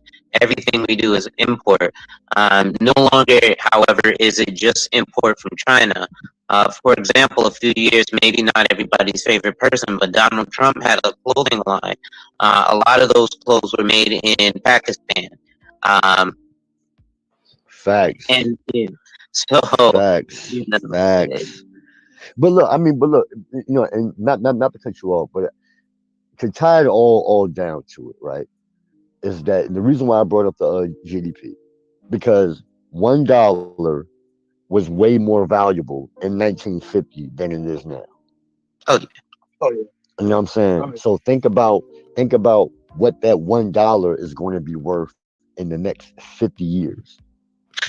Actually, there was already a study on that in 2020. If you put $100,000 away, even in an interest-bearing account, and this was prior to Biden coming in with the inflation, doing the hyperinflation, But $100,000 from 2020 to 2030, that 100,000 in 2030 would be equal to having $50,000 in spending power. And one more brief touch on the GDP. For example, that's kind of why Trump did things like place those tariffs, etc. Because he was a beneficiary of a lot of the tax lien, because he was a multi-billionaire of so many of the luxury brands that we relish. He understood what the other billionaires were benefiting from and wanted to bring some of those things back. No, I'm not a supporter. I'm a registered independent. But I vote for whoever's going to do the best thing for me in my pockets. You know, go ahead, my fault. It all boils down to the money. No matter how you cut it, Right. it all boils down to the money. Right. Yeah. I mean, just to add my spill real quick. Because for me, because like looking back at everything you saying, Razi, right? Because that's what I do on my channel, right? Because a lot of things for me is because I'll sit here and say this. I probably have a whole bunch of time to read books, but the thing is, a lot of people like going back to what you were saying originally, right? Because people being lazy amongst doing this whole YouTube and everything else, right? And it gets too caught up in nothing when really you should be worried about something else. Luckily enough for me, I didn't make myself into those type of channels. I actually made my channel based on those premises of those important informations. So constantly, even when I'm doing this, I'm always gonna have to be like, okay, I'm always gotta have to resource or read up on another article about this every single day of every single time, so I can actually make content on it, or neither I can just stay up on every other time. So technically, I'm always pushing myself to do this, even though I might not be an expert. Hey, Miss Polly, Hi, what's going on? I'm okay. How are you? I'm doing good. I'm doing good. You know what I mean? Trying to get through this video. It's a little emotional, but gotta Okay. do it. And You're doing a good job. You're doing great. thank you. Yeah. Thank you for coming up. You know what I mean? I appreciate everybody for showing support and showing love. And I know that QB meant a lot to a lot of people. She meant a lot to me. And yeah, just wanted to kind of show that appreciation back. And yeah, you know what I mean? Doing YouTube is a process, man, and this is one of them. And I've just been doing my best to just stay focused and not allow certain things to bother me, or even allow anything to creep in to keep me off centered, off focus. So, Right. but what's going on with you though? What's good with you though? You know what I mean? Oh, How you been? I'm well. I'm well. Like I said, just try to pop in and say what's up. I saw you were live. I was watching a little bit earlier, probably like 40 minutes ago. I saw you were still on there. So, I just wanted to, I know you're still on here. So I just wanted to say hey and tell you that, like, just keep being positive and, keep moving forward, basically, because at the end of the day, you can only go as far as you really push yourself. So Definitely. Now listen, audience, me and Miss Polly, we all trying to get our schedules aligned. You know what I'm saying? And it's I know I always joke with her, but it's also my fault too. I am vastly busy, so there's times where 2 or 3 days will go by and I'm like, oh dang, I didn't call her. And 2 or 3 days will go by and I'm like, oh damn, I didn't do it again. You know what I'm saying? So I know that I have dropped the ball in communication. Not because I wanted to, you know what I mean, but because it's just been there's been a lot going on, you know what I'm saying, outside of just trying to get things going. There's other people, networks that I'm trying to help, you know what I mean. It's always trying to keep my network afloat. And it's just other people, there's things outside of YouTube too, right? We got to go outside sometime, right? So I know a lot of people just think that we're just probably sitting in somebody's basement and we just hit live and we're always sitting here, but no, that's not true. We actually work, and we actually have family time, and we got relationships. We got a lot of different things going on that that are outside of just the whole YouTube thing. absolutely. You know what I'm saying? So yeah, Miss Polly, what's going on as far as just like you and just like you're starting a new year. Are you trying to do relationships differently this year? or is your mindset like, okay, I'm happy where I'm at, and I'm not trying to do anything different? Like, are you into that the whole New Year's resolution thing, or it's like I'm good just doing what I'm doing? No, I think the You are? resolution is always good. Okay. I think resolutions are good for the year. For me, writing a list and having something to reflect on, it shows me how much I moved and how much progress I have. So actually, I'd probably say I try to do one every 3 months, and then overall one. This year, I definitely wanted to really work on my health. I've been struggling with food. I love food. I'm not lying to you, it's a sickness. And so it's not even about the food. It's just about just trying to make sure I'm eating proportions right. I want to be at my best shape by 40. So at this point, and that's obviously in a few years, but I want to start the process of really getting myself into being very consistent, because I struggle with consistency in general. I have ADHD. It's one of the things I've always battled with, and trying to be consistent on my own, because I do have, obviously people who hold me accountable, but I also want to hold myself accountable a little bit better. So those kind of things. Trying to, like I said, I have Mind Over Tea, is a new channel that I'm doing with a gentleman, and he has some great ideas about pushing basically some content. I wouldn't. He's kind of red pillish, I guess, but it's more about combining logic with like gossip and things that are going on. So we're going to talk about celebrity news and all that, and then we're going to kind of try to apply real logic and thought to those things. And that's where we're kind of trying to head with that. So, trying to get people to realize that that's not reality. That's a fantasy. And that with the reality we live in is different. So that we have to approach that differently. Just because you see Kim Kardashian running around, leaving her husband, and not saying she shouldn't, with all her children, and seeing that how no one else wants to be a father to her children, that's a problem. And that even happens in your celebrity. So imagine, even with the money, it doesn't matter. So at this point, it's like, is there, we get to have that conversation. Like, are we like trying to follow celebrities who are basically just like us? There's things like that, those kind of conversations. So bringing reality, bringing logic into these celebrities and gossip and things like that. So we're going to have those conversations, and invite yourself and a few other people to come on panel and talk with us about it too. So like saying, sharing the love, and I'm gonna be trying to do that this year. I also gave in my notice for work so that I can really focus on content and things like that. So I might be tight with scheduling for a little bit longer, but probably like by spring I'll have a lot more open time. So yeah. Okay. And wow, you actually really dedicated, because you said you gave me your notice for work, and I know you was putting in a lot of work, the last few months, at your career and at your endeavor you was doing, and it seemed like you were very dedicated to that as well. Was that a hard process for you to do?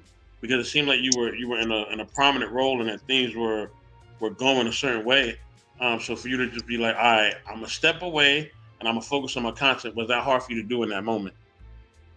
And to go back to what you were playing earlier today, what I was listening to also, when I heard Queen and everybody saying like, on the verge of this breakthrough, like, I'm not 20.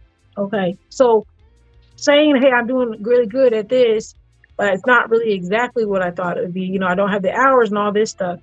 I can turn around and say, hey, in 5 years, I could be in a totally different place. If I just jump in and really push my content, push who I am, and really put in 100%, so I can make things happen for me. So when I saw the video that you're playing, everything else, that's just a reminder that right there could just, that what I watched earlier kind of said, see, this is you push for it. You don't know, tomorrow is not promised. Why am I waiting to be who I need to be right now. There's no reason. So, Okay. you know, I want to give it my all. I have the energy. I want to focus on that. Yeah, like I said, I did like the job, but like it does take a lot. It took a lot of our time from home and stuff like that. And this content and stuff like this is really important to me to advocate and all that. And I need to go ahead and try to do what I know I love to do, and which is help others, counsel others, and share with them about what relationships could be. And that's where I belong. Wow, I'm glad you said that, and I'm glad that that's a big thing. I love the fact that you said that you also want to talk about celebrities and things of the nature, but from more of an introspective, like where it's like you're not bashing them, you're just kind of giving your critique of just their point of view and just kind of how you feel about what they shared, right, or just what they're doing that they actually are putting out there. So it's not like you're speculating anything, right? I think a lot of times people get on social media and they speculate, right? They speculate like, oh, so-and-so got this going on, right? But it's like there's no factual information based on that. So then, then it's like, then it becomes clout chasing because you don't really know if this person is doing this behavior or not, right? You know what I mean? And then that's when it becomes kind of like toxic. But I love the fact that you're just doing it from perspective where you're giving perspective on just like what they have said or what they have gone through, and not trying to, muddy it up. Somewhat similar to what M3 Sophisticated Jerk is doing on Saturdays. Salute to them brothers on Knowledge of Relationships. You know what I mean? And I try to join in there where I can. But yeah, they're doing that on Saturday. So I think it's very similar to that. I think also I was watching a video from a content creator, this woman, and she was just advocating for women to like just get money from men and kind of use men for money and like you need to settle for a man that don't look that good and all this other rhetoric. And I'm like, huh? Like you're not telling this woman, right, to work on herself. You're not like how you said, like you want to be healthy, right? That you want to work on yourself, that you want to work on different things, right? And that you want to motivate other people to do that, right?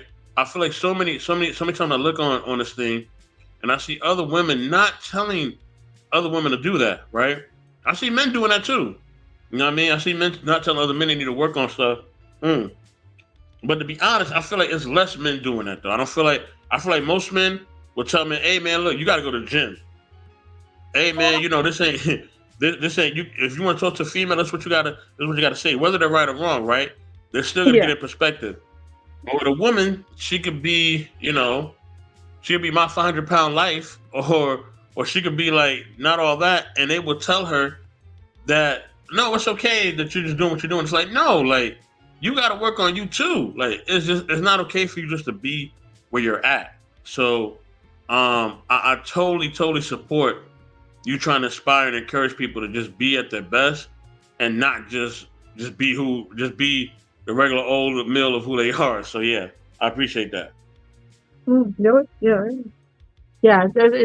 It's mind over tea. So yeah, I was like, I'm feeling good about it. And my co-host is definitely has an interesting view on it, and not the same as mine. So so that also will be good, because you'll hear someone else's point of view as not a woman, and then on top of that, has a different point of view than I do. So there also will be, obviously we don't want to be in an argument, but obviously just having a conversation. So that's it. Definitely. I do got one question for you, Ms. Polly. Then after that, I'm gonna let you break out because I know your time is probably limited. But my question is, how do you get women to do that? How do you get them to be inspired? To get fit, to do these things that you're doing. Like, what methods do you do to kind of hold other women accountable and kind of just have them being at their best? You know what I'm saying? Or pursuing their best. I think when women aren't getting what they desire, and that's when it's like they have to hit rock bottom. I know that sounds unfortunate, but a lot of them have to reach rock bottom. I think right now it's hard for people to hit rock bottom Because like you said, you'll have, and I'm not gonna say, you'll have men who just want to have sex or things like that, and they're sneaky. There's men who know how to talk very well, and they will tell a woman, "Oh yeah, you're pretty," all that. Like you hear that, but that is a true concept. That some men will say whatever to get what they want from you, and then dip, and then now you're hurt even more. But when you hit to the point where you're like, "Hey, like, what I'm doing is not working," you have to get to that place, because this, especially this generation, they are too strong-minded. And what I mean by that, I'm not saying you should be weak-minded, but I'm trying to say you think that you are the one who has the answer and that everyone else needs to conform to you. And if you feel that way, then no one can ever get through. So you have to wait for them to fall to the point where they are saying, I don't know what to do. And you may have to be someone who's close to them to do that. Or it's like you said, if I put it out there and someone's looking online, they can find it. Because they'll look. They might not tell their friend, but they'll look for, well, what's wrong? Why can't I find a man? They'll put that into Google. Why am I struggling? Why? I'm serious. You do that? So if I had, like you said, we're going to build Rome and they will come. I'm going to build it. You'll come. Because at the end of the day, you know, I know regardless of my lifestyle, regardless of that thing, at the end of the day, I have proven that I can hold more than one relationship. And not only that, it's for a long time and it's positive. So what am I doing as a person who's quote unquote in their past their prime? What am I doing that these ladies are not? And I'm not saying I'm the only one. There's other ladies out here just like me. Just like me. I'm going to get them to come and tell their story. Let them give you information. Because why is it that we're okay? And you can see I'm not doing it all like I'm from 1970. I'm not. And I'm saying 1970s old. I'm saying I'm not sitting here like my grandmother or my mom and saying, oh, you got to be this perfect specimen. I'm saying I am flawed, but I want to do better. What can I do to improve myself so I can be a better partner and that people are attracted to me? And that's what you need to do.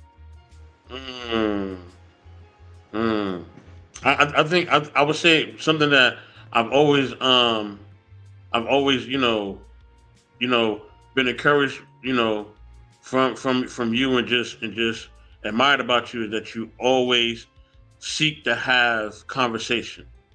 You know what I'm saying? You always seek to basically talk about different things and to basically give an outlook of how people really feel in relationships, right? And even though it may people may feel uncomfortable, and they may be like, well, no, that's not traditional. You're not supposed to do that. Why do you like more than one person? How can you love these other people? It's like, no, but like, you got to listen to her perspective. If you listen to her perspective, she's telling you in depth of, you know, why these things, why she feels the way she feels, and why the things that we gravitate towards are just things that, you know what I mean, we are just told that's wrong, right? We're not questioning these things. We're not really trying to actually ask, well, why is it wrong for me just to have one person? Or why is it wrong for me just not to have more than one person? Like, we're not asking anything. We just kind of just do it, right? Yeah. You know what I mean? It's like somebody tell you to vote. You're like, all right, cool, I'm gonna vote. But why? Why are you voting for? And who are you gonna vote for? Like, you know what I'm saying? Like, what political interest is gonna help you grow in your community? It's gonna help your house, gonna help your family, and feed your kids and everything else. So you're just gonna go out there and vote for somebody and you don't know what they're gonna do for you? Like, and I think it's the same thing in relationships. We just get in these relationships, right? Because the church or our mama or, you know, I guess a deity or whatever that we believe in tells us that this is okay, but we really don't understand relationships, nor do we understand ourselves. And then we get in these relationships and we're expecting this person to meet every single thing in our mind and in our heart. You know what I mean? And that's just, that is just not even, like, it's not even, you know, reasonable, or is it reality at all? Yeah, and being monogamous, I don't have anything against monogamy yet. And I know people think that, when people see me, they ask me about my relationship. But the relationship between two people, even though I have, you know, different partners, I have a special relationship with each person. And that relationship is something that I value highly, you know, and that's where I think that some people get it lost. They're like, oh, you just have, no. This is something I care about, I put energy in. This is something I am pouring my soul into. And so when you find the people who fit right into that, it's wonderful. Even if it is one person, pour into them, let them pour into you, you be the best you. And I think that's what's missing. And then when these women that go out here and they're looking for something, a lot of them, even though looking for that support and all those things they're looking for, a lot of them aren't even thinking about what they can give a person, what they can receive, what you can give, and what you actually need. Because there's some things you want, but you don't need them. And so there's a lot of things like we've had a discussion before. And so there's a process to this. And like I said, attracting people. I think people are always thinking like, no, attract them. And this is one thing I'll say, and I'm not trying to be like, I'm the bad desire, because I am not, far. That's not what I mean. But I'm trying to tell you this. How is it in a world of mostly monogamous people, especially the Black community, how is it that I attract, I didn't even know it was possible. I attract so many monogamous men who are willing to try to see what it is to feel really loved. And I mean, not to say no, they don't feel loved, they stuff. No, to actually know what it's like for someone to pour into them and care for them. It's because somewhere when they go outside, they don't feel like they're gonna get that. So you actually make it possible for people like me to be in a lane that I don't belong in. I'm just being honest. Wow. Why am I attracting large amounts of monogamous men? Wow. Large amount. Like, I'll say 90% of the people who contact me are monogamous, and or they are poly, but they're the other poly. Wow. They're the ones where it's two ladies and a man. I will still attract those men. Wow. So this is something you got to think about. Are you attracting what you really want? Are you putting out there what you want to receive? This is a process. I may have thought about this, but I even had to work on myself. I was married before. I went through a divorce. Did I think I was perfect? No. At one time I thought, I'm always gotten this. No, but I also know that I have to fix things and ask my partners. I have to trust that their vision for us is positive. It's all kinds of stuff that is really based on a good relationship. It's not based on probably me loving all these people. It's really based on a good relationships. And that's it. So let me ask this question. So wow, because that's a bombshell you just dropped. So do you think that when it comes to women who are monogamous, right? You know what I'm saying? Do you think that they just have a hard time just showing love to the men that they're with? Do you think that they have this concept that the man is supposed to go out there and work all the time, and then they come home and all they gotta do is cook and maybe give them intimacy? Like, where's the disconnect? Because if they want monogamy, right? If they're really seeking that, then wouldn't they honor and treasure that man just as much as he honor and treasures them, if not more? You know what I'm saying? But I also will hold the men accountable too, and I'm holding men accountable for the men who basically, who are basically, sleeping with women and creating a bunch of babies and things of that nature, and they're not willing to basically really be with these women. You know what I mean? So they go from woman to woman, right, or house to house. They don't care who they get pregnant. They don't care what diseases they give them. They're just slinging it, right? No protection or nothing. You know what I mean? And then they're mad at the outcome of whether it's kids or diseases or whatever else that comes with them. But you're not protecting yourself, right? You're not protecting that person that you're with. Women will much rather respect a man if he's out there and he may have somebody on the side, or he may have somebody that he's talking to, but he's using protection. He's not creating babies. He's not creating diseases. You know what I mean? He just likes to have his fun, but he's being responsible and having his fun. Women will much more respect that. Women don't respect a lot of you guys because you guys will go out there, you impregnate the whole town, and you won't want to take care of none of the kids. You know what I mean? You have 4 or 5 plus kids, and you don't want to take care of not one. Nor would you want to claim them. So I think, and you'll be spreading diseases. So I think this is where, you know what I'm saying, the women get upset. And I don't blame them for getting upset. Because when you bring a child into this world, that means that you're putting another life out there that can't take care of itself, that needs you know what I mean, and that needs the mother as well. You know what I'm saying? And I think that's where the danger, comes in. Salute to my man Dark Lake Revive. You know what I mean? That's where the danger comes in. You know what I mean? I think just men, right? This is why I'm holding the men accountable. men just got to be more. We got to be more cognitive of how we move out here, man. You know what I mean? I was always taught to protect yourself at all times. You know what I mean? And don't get involved in a situation if you know that you ain't really trying to be with this person. You know what I mean? Like in a long-term relationship, like put people on a level they belong on. So if I'm with a chick and I don't really want to be with her like that, and she on a certain level, I'm gonna treat her as that.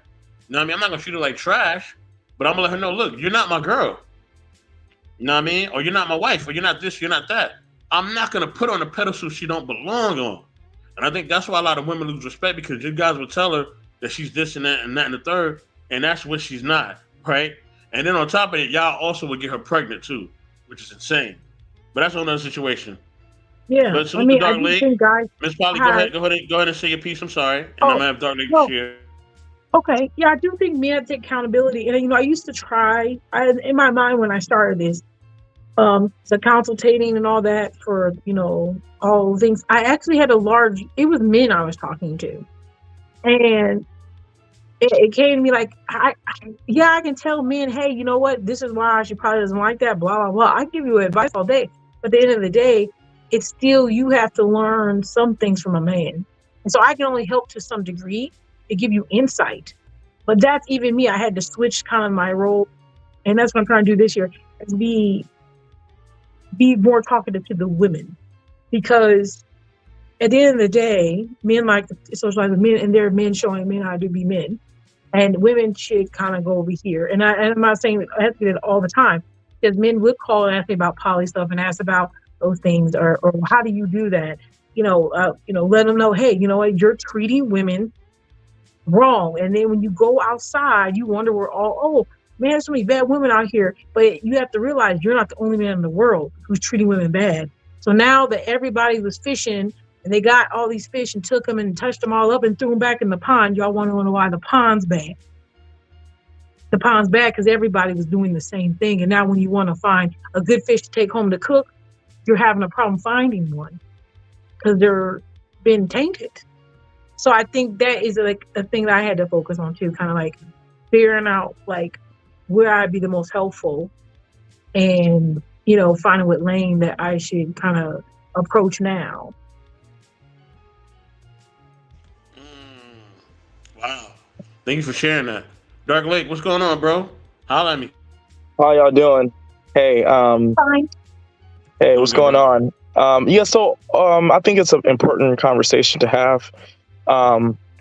But when it comes to this subject matter, I gotta, I'm just appreciative that anybody lets me on their panel to add my 2 cents, because I'm kind of passionate about this subject matter, especially when it comes to the overall black male image. I think there's a overall problem with a narrative attached to this. Like you were talking about, you holding a man accountable, best in the world, because these men are getting these women pregnant, right? I don't agree with that. I don't think men are getting women pregnant. I think women are having men's babies. And that's a totally different thing, because you were talking about the man having 4 and 5 different baby mamas, right? Well, that guy doesn't account for most men or black men in society. Those are the men who a lot of the women are choosing to procreate with. So you got to think about it, guys. It's like if a man has 4 baby mamas, right? The 5th woman he comes into contact with, for whatever reason, right? She's more than likely willing to have his baby. It don't matter if he's taking care of his kids with the prior woman or not. They're going to have the baby with that guy. I don't know if they find it as attractive or as the competition is enticing to them. Like, oh, I'm going to be the woman who he takes care of the kid and settles down with. And F those other women that he's not really doing anything for. Maybe that's what it is. But the thought doesn't come, like, when you look at the bigger picture of things, if a dude has 4 baby mamas, right? That is 4 other men or black men in society who don't have a wife or don't have a girlfriend, because those 4 women have a baby by one guy. So instead of looking at it that way, for whatever happens, maybe they like the guy, the woman becomes the 5th baby mama. So then now that's 5 black men in society who don't have wives or don't have girlfriends because there's 5 women who are knocked up by that one guy. So I'm not critiquing whatever they like, but we can't put it all on men when it's illegal to have sex with a woman without her permission. And then if the woman gets pregnant, it's 100% up to her whether the baby comes into the world or not. It's not up for the man. The man has no rights in that regard because a woman's body, a woman's choice. So that's, and I'm not trying to say that, Mr. Best in the World, I'm not trying to say that your worries aren't validated. Yes, I think there should be accountability on men. There's dudes doing reckless shit out here. You're 100% right about that. But it's not the whole picture. It's not the whole story. Like if women are choosing to get with those types of men, and from the looks of it, this idea that that is a particular percentage or a smaller percentage of black men in society, that idea hasn't even resonated with most women. They don't know that when they get with a guy who already has several baby mamas, they don't know that that guy accounts for a smaller percentage of the black male demographic in America. They don't know that on the one block, and I'll just end it here, on the one block, that one guy in the house on that block has 5 baby mamas. They don't realize that there are 12 other black men in that same neighborhood on that same block who don't have several baby mamas. They're seeing it as that guy, because I met this guy and I'm attracted to this guy who has several baby mamas. The 12 other black men also have several baby mamas. They think that black men are all doing the same thing, and they don't understand that that's a demographic of men who they're attracted to. I'll end it there. No, I know what you're saying. Like, why are you attracted? Why are women attracted to something that is clearly not going to work? See, and that's where I think women have to start being a little bit more logical. Yes, it could be go back and 2 fathers not being in the home, whatever you want to say. At the end of the day, instead of blaming things on what has happened, because you can't change past, you can only change the future. Which is, you need to go ahead and start thinking more logically.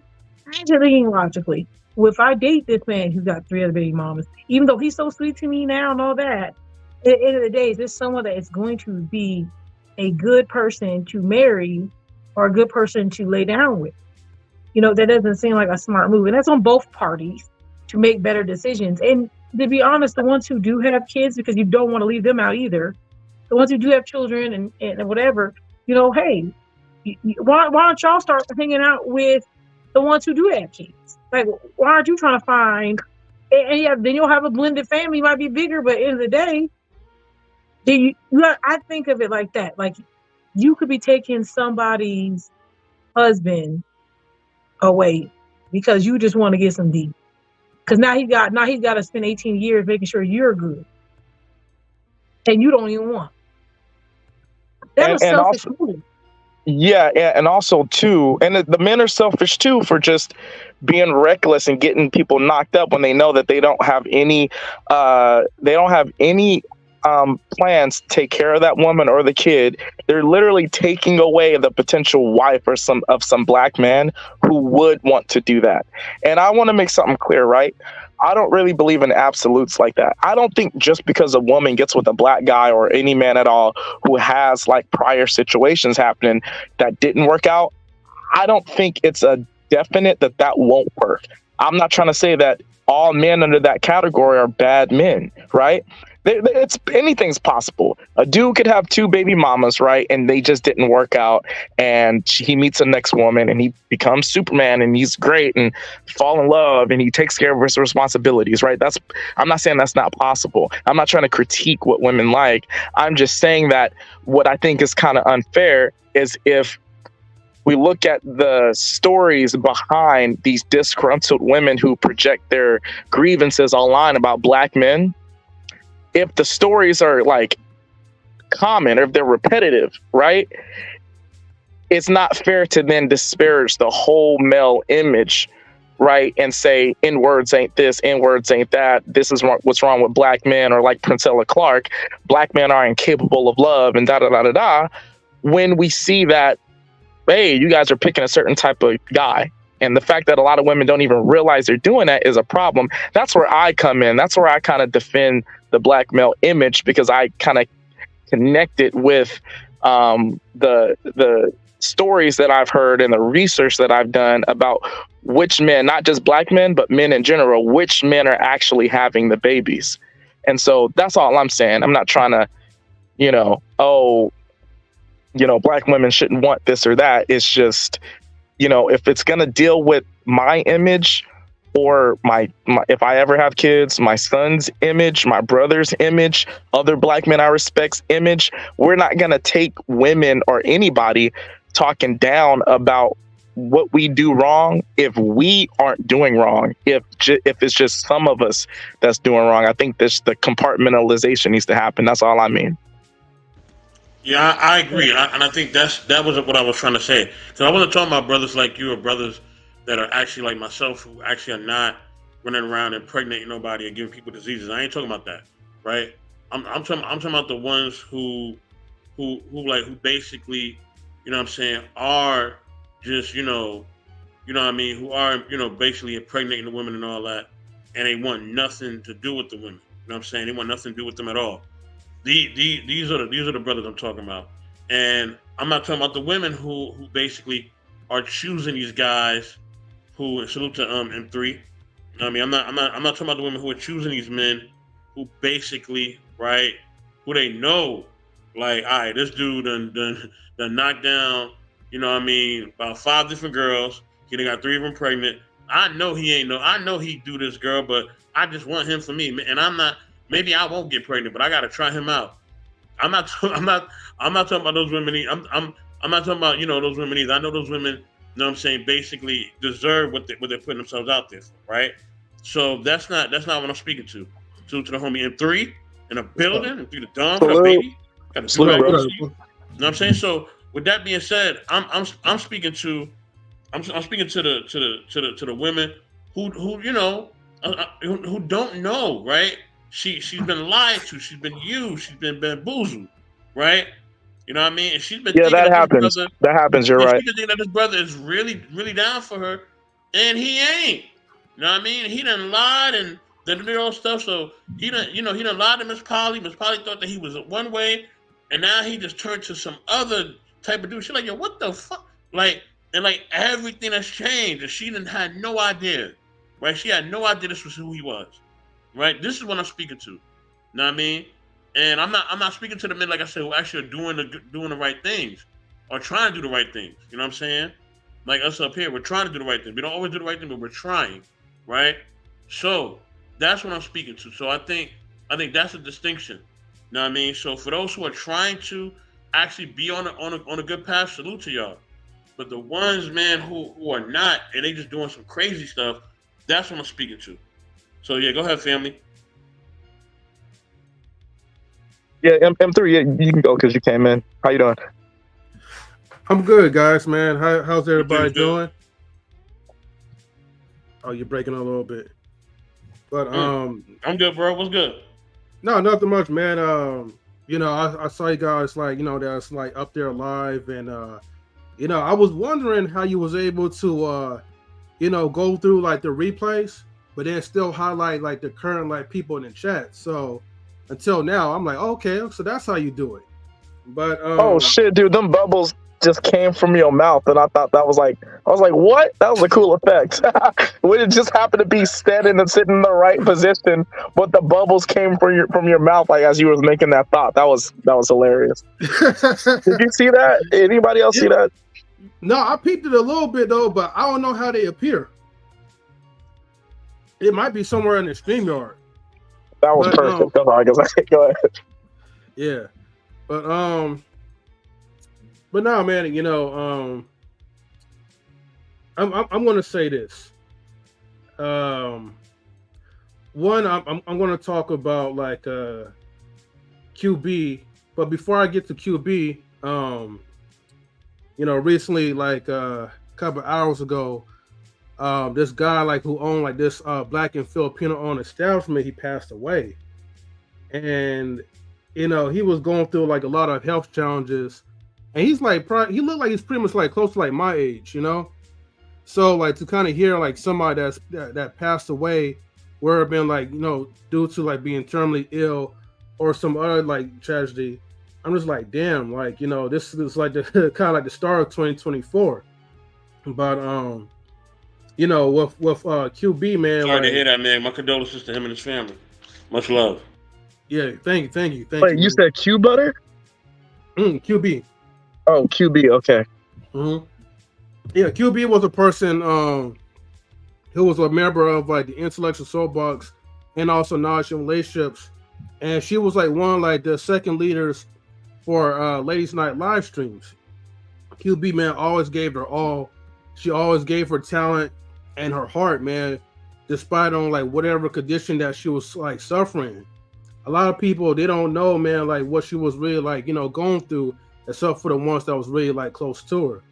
And she passed away like the year before that, like on New Year's Eve. So passing this day, like it marks like the anniversary of her, like not being here present with us. And so like, man, like watching some of the old videos, man, like it's really rough, man, to like really to be able to sit back and just like look at her, man, and just know that she can no longer be here to like really like give her heart. But I know the most important thing is to continue to like live on like through her legacy and always like be intentional everything that you do. Even though like, man, I'm not really like heavily into like this YouTube stuff or whatever, but it's a love and a hate in some cases.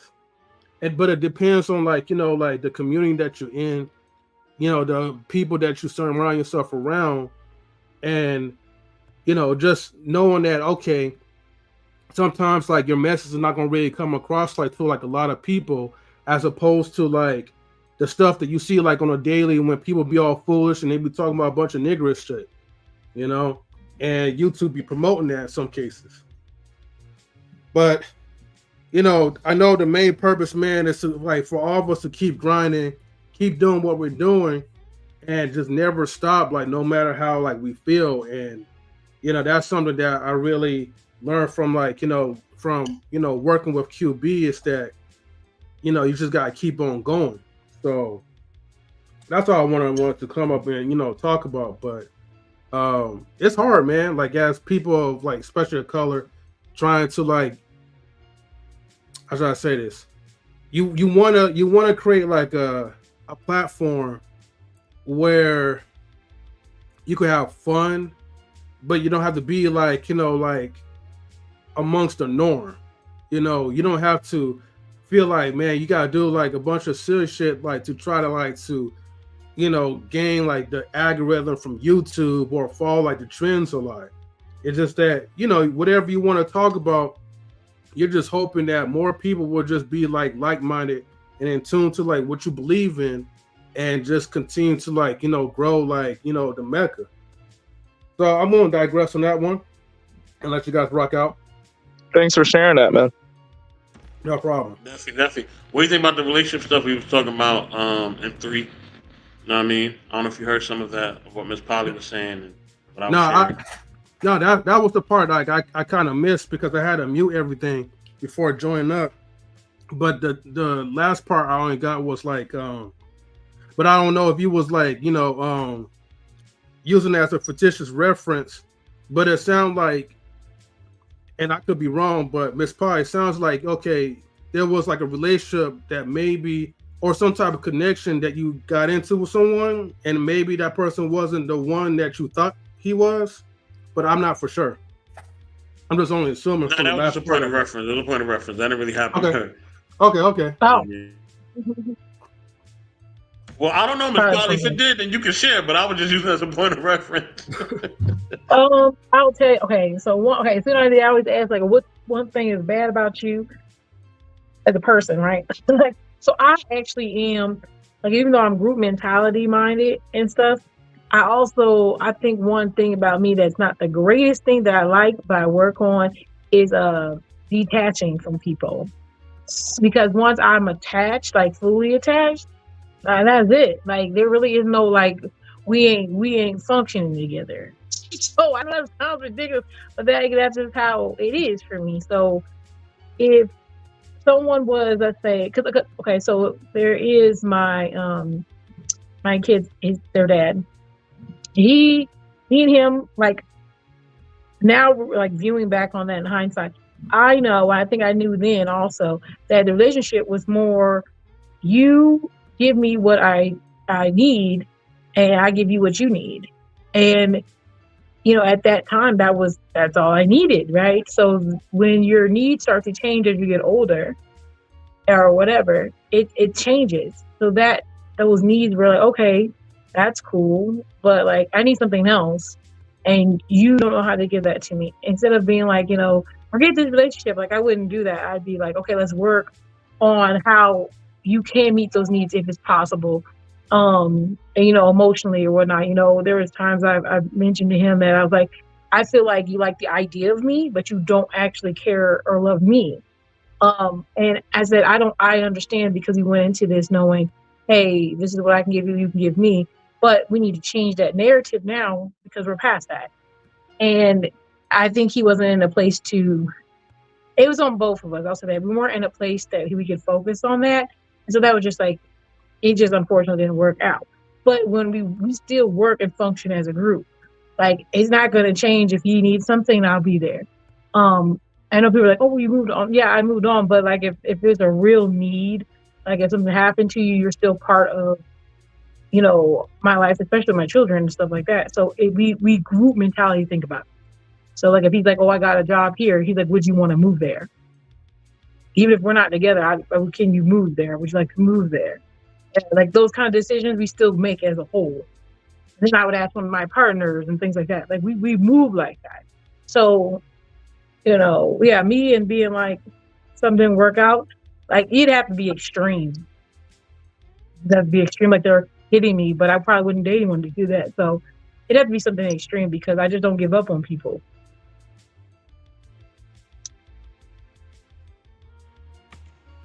Okay, but do you believe there's a time and place to be like, this is the queen, I'm glad that you stepped in? Is there a time and place where it's kind of like, all right, enough is enough? Like, all right, he is showing me that he does not want to be there. He is showing me that he does not care about me the way that he cares about me, right? Mm-hmm. Shouldn't there be a time? Like, I don't think I ever had. Shouldn't there be a time and place where you're like, I'm just done with this guy? I never had that. Yeah, I never had that. Like not a long-term one where I'm fully invested. Not like that. I've had someone where you're starting to date them, and like, they saying one thing and now the lies are starting to come out because you're starting to see the real person, and then you're like, hey, listen, this isn't working out. We're not matching. Peace out. Like that happened, but like after the long-term ones, nah, not like that. After 6-7 months in. I haven't had that kind of situation where it's not something that could be talked about and worked on. Let me ask you a question. So like because of like kind of like your experience like with your kid's dad and having struggles when you're in like the long-term relationships, that it's affecting you now with the short-term relationships, because you mentioned earlier in the beginning about being detached. So like, let's say for instance, like, how does that affect, like, okay, I'm not talking about like your baby dad, I mean your kid's fathers now, but how does that affect like in between, like, okay, like your relationships like with your partners? Because you're Miss Polly, so like most of the time, like you're gonna be encountering, I would say, like, other like groups of men that you may develop some sort of feelings or maybe some type of bond, and I don't want to use the term add to your roster, but it is going to multiply. You know what I mean, Miss Polly? I do. So like now I know that. So like I said before, like this my children's dad, like, you know, that's on that we were like I was 17 when I first met him. So like these being, you know, off and on with him for many years, that is, you know, not off and on for me. Like, you know, when I first met I was 17 and then I kind of, you know, didn't get with him right away and officially and kind of kept going off and on. But when now I know that that was what I was doing. I was looking at him as this is a man who's a good provider. He's consistent. He doesn't mind me being able to do. I was very free. I mean, he lets me do a lot. I let me do lots. I go where I want it and don't do what I want. Not like I was running around messing with people, but I was able to move really like how I wanted to. It wasn't like I didn't feel caged in. I felt very open to talk about what I like. We were good friends about things, so I didn't feel that. But now I know that I was at that time in my life, I was looking for that stability. And that was all I was looking for. And if you met kind of that stability place, that was what I was told that you should be looking for. I was told that many times I was pushed to talk to him multiple times because of that. Oh, he's a great guy. He's very stable. Why wouldn't you want him? And I was like, okay, that's what kind of started off as. And then later on, I'm like, okay, we got stuff in common, all these things. Yeah, and I just was like, okay. And he went into it knowing that I would be a person who was going to take charge and be in control of that thing and move things and come up with ideas. We actually like helped each other a lot. So that's what made the bond work. So now I know when I go in a relationship, I don't want it to be dependent on those kind of things because that's not all I want. I mean, that's just basically what I do. Okay, so you're trying to avoid like men okay, basically you're trying to avoid needy men. Okay, but you're gonna encounter like those, yeah. But like, okay, when you develop in certain relationships, okay, there's gonna be times like where the man is gonna need you just as much as you're gonna need him. Unless, are you looking for like a balance? I'm at a place in my life I want unconditional, and that's what I have. So I am unconditional with my partner. A lot of people don't like me to say that, so I don't bring it up too much. But I'm unconditional, and the place where I want unconditional love. I don't want love based on if things that change like that. So I don't want that kind of relationship. So I'm not looking for that. So if someone comes in here and trying to like, you know, a red flag for me is a man trying to show me a lot of stuff, like trying to pay all that. It triggers me because it reminds me of like that time in my life when I was younger where I wanted that. And so then now I just know that I just don't go into it like that because I don't want you to also feel like I'm using you. So it's both sides. And you have to work on it. You have to find a balance. You're right. You have to find a balance. So that's why it takes time to vet. Yeah. Yeah, I mean, it's just taking a balance because I have my own issues too that obviously I was just with someone for a long time. And so I don't want to also repeat being that person. And I want to be someone, a little bit better than that. So obviously I'm going to try my best not to find people who, I'm overly dependent on because then I'm not also doing my part. That's how I feel. So kind of like an interdependent type of relationship where it's like you have your own dependency, like as an individual, like you're independent as an individual, but you know how to come together.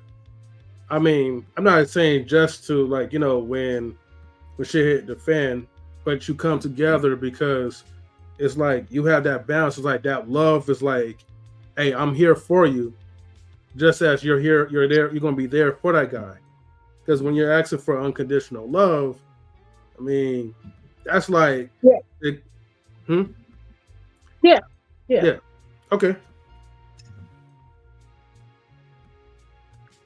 All right. Thanks, McFarland.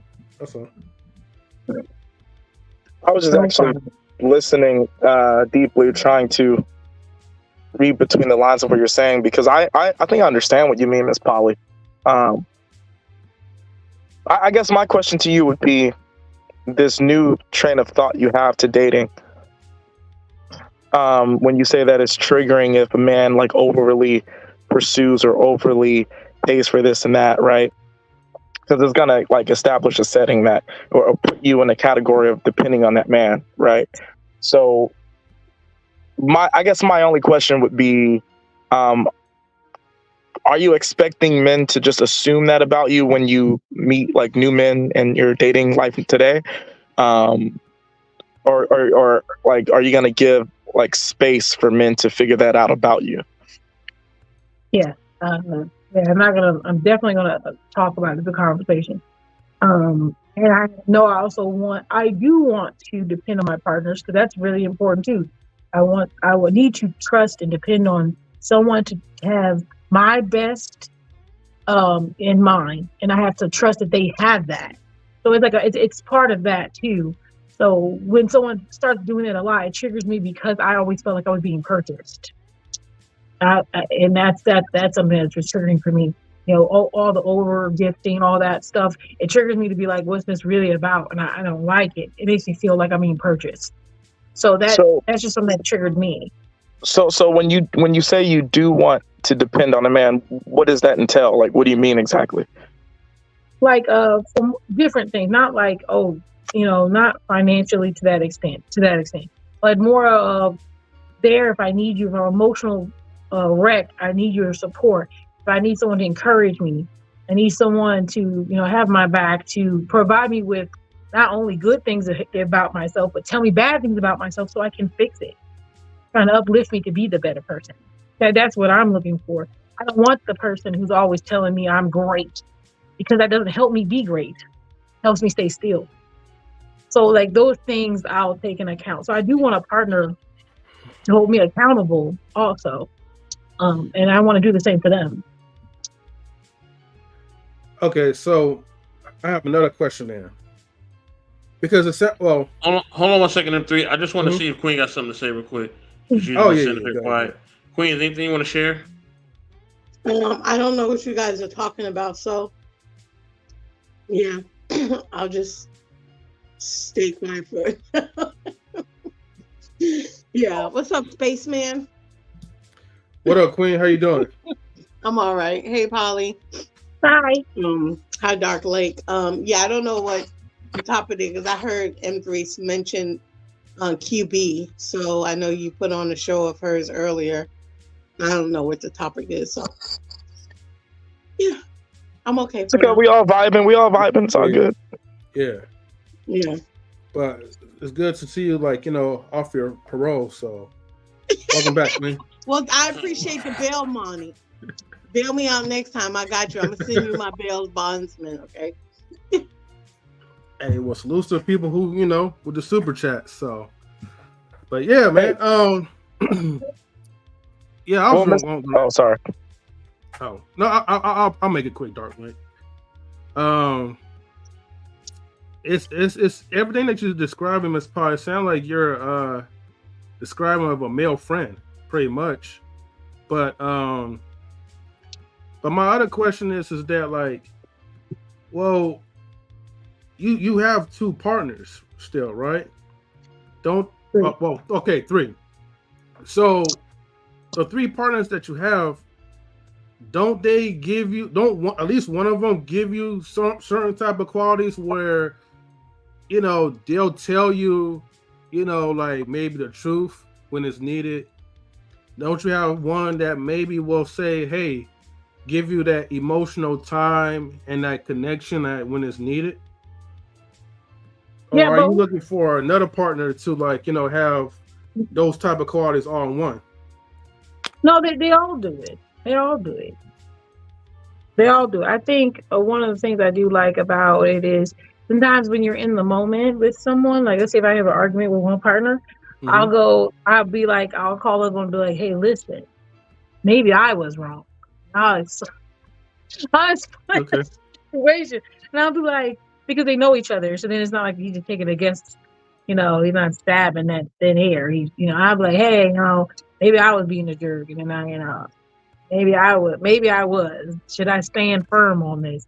Am I being ridiculous? And so that's helpful. That's really helpful. But overall, I think we all help each other just to see things differently.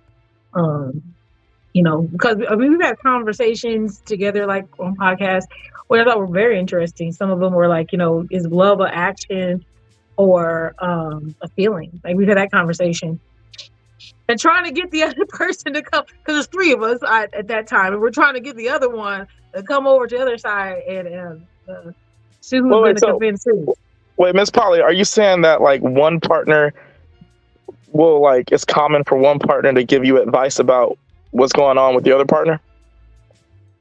Yeah, but it's not about them. It's about me. My response is to them. Oh, damn, you must got some bomb. No, I'm just playing. That's what it's I was like, good question. Yeah. Wait a minute.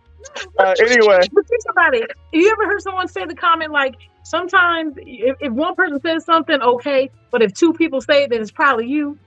That's how it is. Sometimes I'll be like, is it me? Or I'll hear someone to be like, you do this. And I'm like, yeah. Then I'll hear that one say, oh, you do this. And I'm like, let me self-reflect. There's two Miss against Polly. one.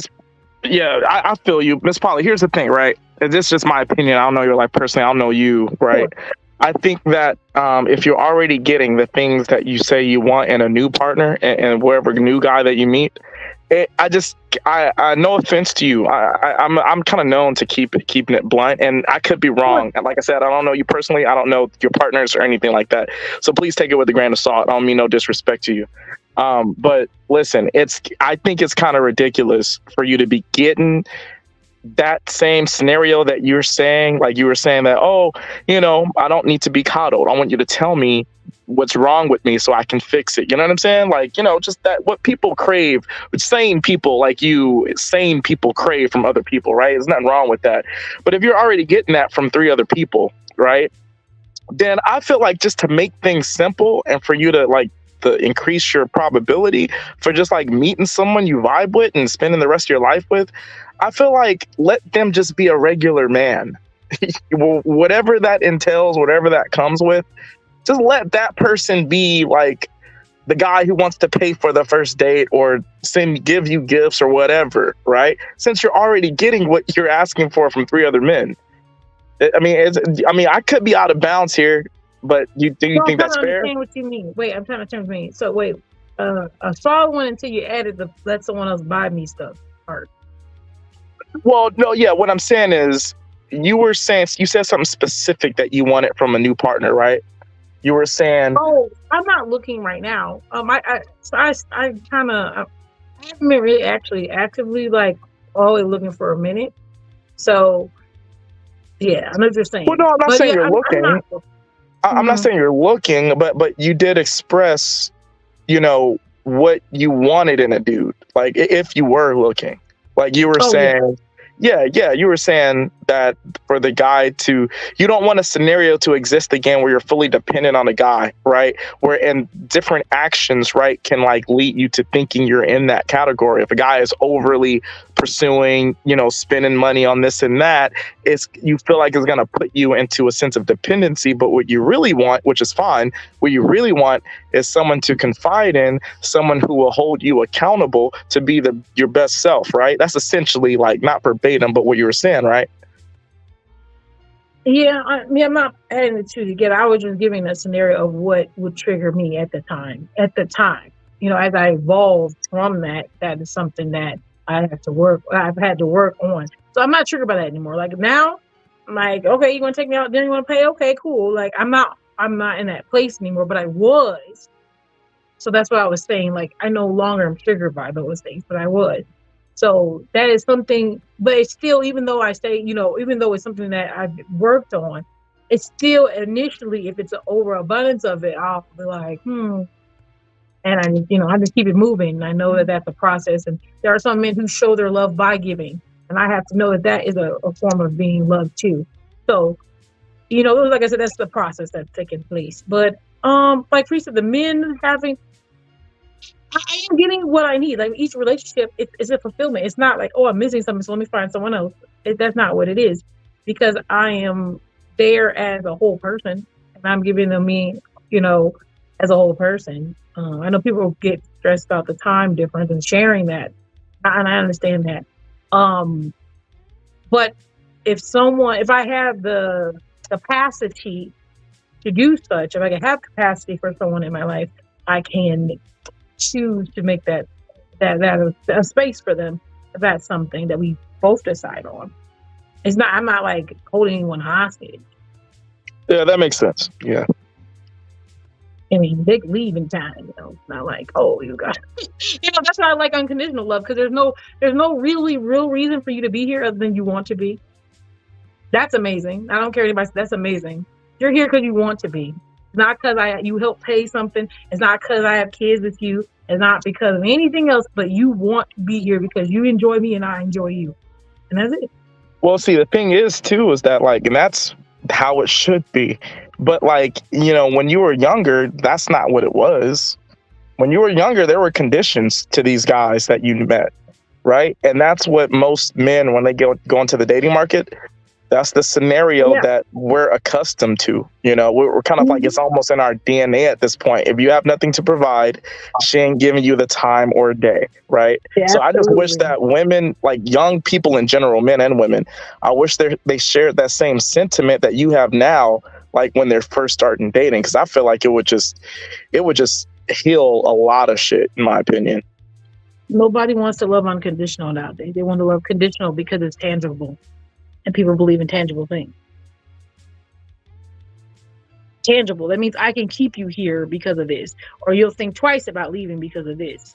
And then that also allows you room to do what you want to do. Because you're like, oh, they're not going to leave because if they leave, they're going to pay child support. I'm not saying everybody thinks like that. I'm just saying there are people who think like that.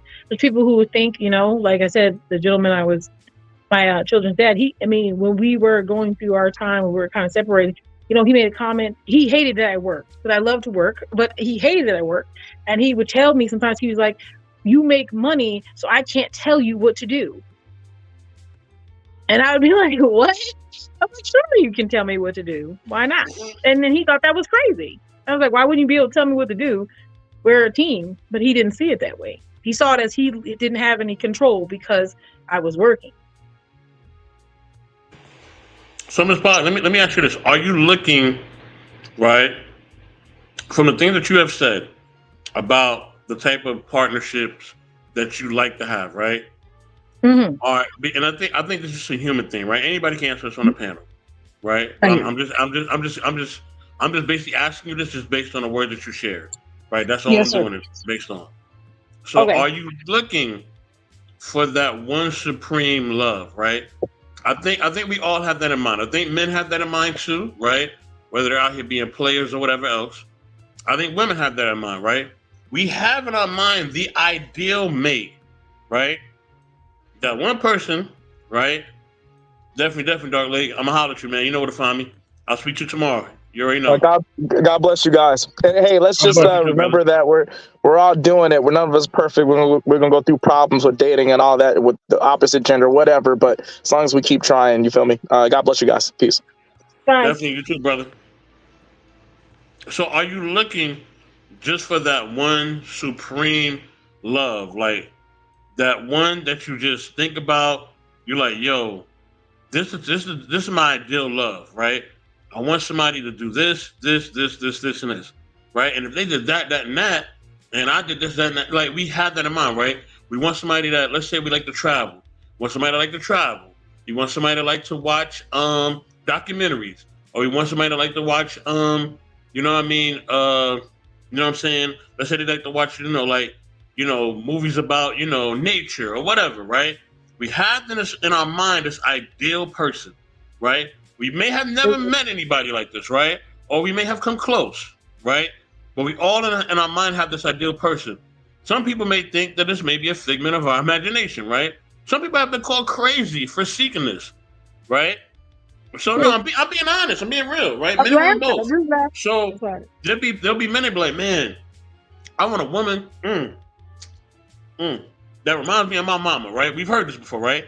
I want a woman that reminds me of my mama, right? She got to do this, and she got to know how to make things from scratch.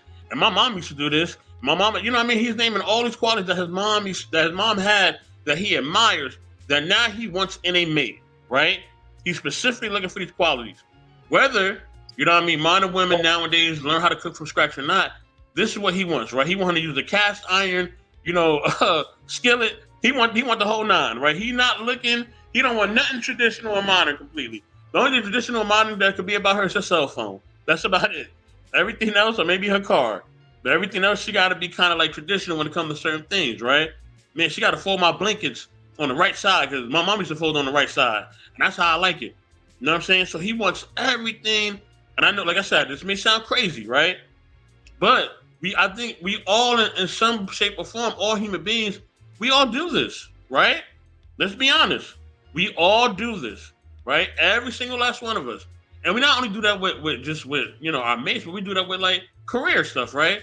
We have an ideal job in our mind. We have an ideal place we want to live, right? Or a location, right? Man, if I lived in that community, my whole life would be better. You don't know nothing about the neighbors. You don't know nothing about what they do. If the neighbors are racist or whatever, you ain't thinking about that. You just want to be in that community because you believe that community will change your life. You know what I'm saying? If I only lived in LA, I'll be so much better. But you don't know what that's going to bring in your life. You just believe that. So is it the same way when it comes to seeking a mate? Are you looking for that ideal person that just checks all the boxes that you're looking for? Let me ask you two questions. Do you think that, I've asked you this before, that there's only one person that can meet all your needs? I think it could be Never. one person. He said never. Wow, damn. Okay. I think it could be. It could be. I'm not saying it can't. I'm saying it could be one person that meets what you're looking for complete, right? It could be. Right? It could be. That could be something that happens. Does it happen often? No. So what M3 is saying is correct, where the probability of it is very, very, very slim. You probably have a better chance of probably getting struck by lightning or some other variation of things, which I know people don't tell you this, right? They don't want to hurt your little feelings. They want you to believe in love and whatever else. But you probably had a better chance of probably hitting the lottery than you finding somebody that meets really all your needs, probably, right? So, let's be honest. Okay, well, then that will conclude the answer that there is no real person that meets all your needs that's going to hit all these things because no one's perfect. So then there isn't really any true, like, this is like the perfect situation that will ever come up. You'll get close, and you can get close multiple times. So, I mean, even if you had a list, I think because of the fact that this statement is true too, and there's always going to be someone bigger and better than you, right? Always. And with time, unfortunately, we get, less special with age and all those kind of great things. So what I'm saying is that even if I was to see someone that is nice and amazing, there's always going to be someone else to top them. So I think that's a lot of issues too, with people. They'll find this boyfriend, they think they're so amazing, and then 2 years later, they find someone else who seems more amazing. So you just switching partners every time you find the next one. That just shows that you just basically are trying to find that one person and no one else matters because you're worried about the ideal person that doesn't really exist in the first place. Or could it be? I'm gonna let you go in 3. Or could it be pulled away by desire? Right? I'm not talking. Wait, hold on, because I'm not talking about essentially desire, right? Because we could have a brand new Lamborghini, right? But we see a McLaren come down the street and be like, I don't want my Lamborghini no more. I want a McLaren. You know what I mean? Like, it could just be that quick, right? You know what I'm saying? So it's a desire. The Lamborghini may have better features, maybe a faster car, maybe a better car, maybe worth more money, right? But we see that McLaren, and that's what we want now. We're not thinking about nothing else, right? Because that's what we desire. But what we need is all right there in that Lamborghini. It got everything we need, right? And if we really did the research, which most people don't do, right? That will make us see that we have everything that we need. So it could be the same thing with a person. That person could be everything you need, but are you really doing the research to see that? You know what I'm saying? Okay, so what if everything you need? Well, if everything you needed was to steer something and to make sure the windows were clean, that means a Toyota Camry also could be something that meets all your needs too. So I get an extra upgrade. She said a Toyota Camry. Lord have mercy. I'm saying because you're going to Lamborghini. What if there's a Toyota Camry? because that's not everybody's needs. Like, remember, we have to go needs, wants, right? So your wants might be something you're like, oh, I can do without some of the extra stuff. All I need is basic. So you're basically telling me the ones who meet your basic needs are good too. And then the one that you found, but you found a Lamborghini that had a little bit of extra, so she's great too. So you have to, you see what I'm saying? So you're still making it seem as if there's more than one. The problem is we're always going to struggle with something that we want. Like anything that we need it's gonna be easy. It's gonna be there. You know what I mean? So from cars or to like having like a place to stay, okay? Anyone, you know, if you have like maybe like a good job or decent job or whatever, maybe if you have some roommates or so to help cover certain portions of rent, you know, your need is basically to not be homeless. Now you have a place to stay, but of course you're not going to be content. And let's just say like, okay, you have a place of your own, like you live on your own or whatever, you have a good job that's covering those things, but now the home is not good enough because the novelty wore off. The problem with us, with like just humans in period, right, is that like we have everything that's taken care of, right, through the eyes of the beholder or whatever, but we're never going to be fully content because we see stuff, whether it be on TV or advertisement, and then it makes us feel like what we really want is going to be now a need. You know what I mean? And then that also like applies to like, you know, relationships. You have a person that could, let's just say you find a person that could give you everything, almost anything that you want, which is still damn near impossible. But let's just say to like at least like maybe at the bare minimum, the person is like giving you the love, the romance. The person is giving you something that like maybe things that you probably need financially, but you just know that that person provides some type of security. And again, like you said before, there's always going to be someone that's going to be even better than that person. You know what I mean? Now the thing is, what you're going to do when that novelty from that person wears off, and you're like, man, there's a new guy out there, and he's doing things 2 times greater than what that person is doing. You know? Mm-hmm. So now you have to do, I get what you're saying, but now this is when it comes into, is it worth it? That is what you have to conclude. Is it worth it, and can you do it? And that's how, those are one of the top things you think. Do I have the capacity to have another partner? Do I have enough to give to another partner so that they can feel the, you know, the same kind of energy giving the other one? What are their needs and wants? So am I going to pour into them what they want and need? Or is your love, or is your love truly unconditional on your end? And then sometimes the answer is no. Like if the answer is no, and why do you? And another question is, like you said, if I'm sitting here with the people I'm with now, right, and we have everything flowing, everything's going right, and I just see something shiny, that's impulsive. That's impulsive because you're lusting. At that point, you're lusting because you don't know anything about that person, don't know anything about them, and you don't know how they're contributing to your whole, as a whole. So now at this point, you're just envious of what others have or others want. So you have to really put that in check too. You have to put that in check. There's a lot of guys that are like, oh yeah, they're cool, but they don't fit. They don't match. They don't belong here. And it could be something not because they're not a good person, just because I'm like, oh, you know what? You know, if I see that you could have something greater and it's not here with us, or this isn't, you know, something I think you're to be part of and make greater. And that's just what it is. So it's also being selfless, because you're not worried about just you're worried about them also. So even though I don't know the person I'm maybe vetting to that degree, I get to know them and start seeing, okay, you know what? You have things that are going on that aren't on the same path as us. Just because you look good or I like you doesn't change that fact. So I have to be the one to say no.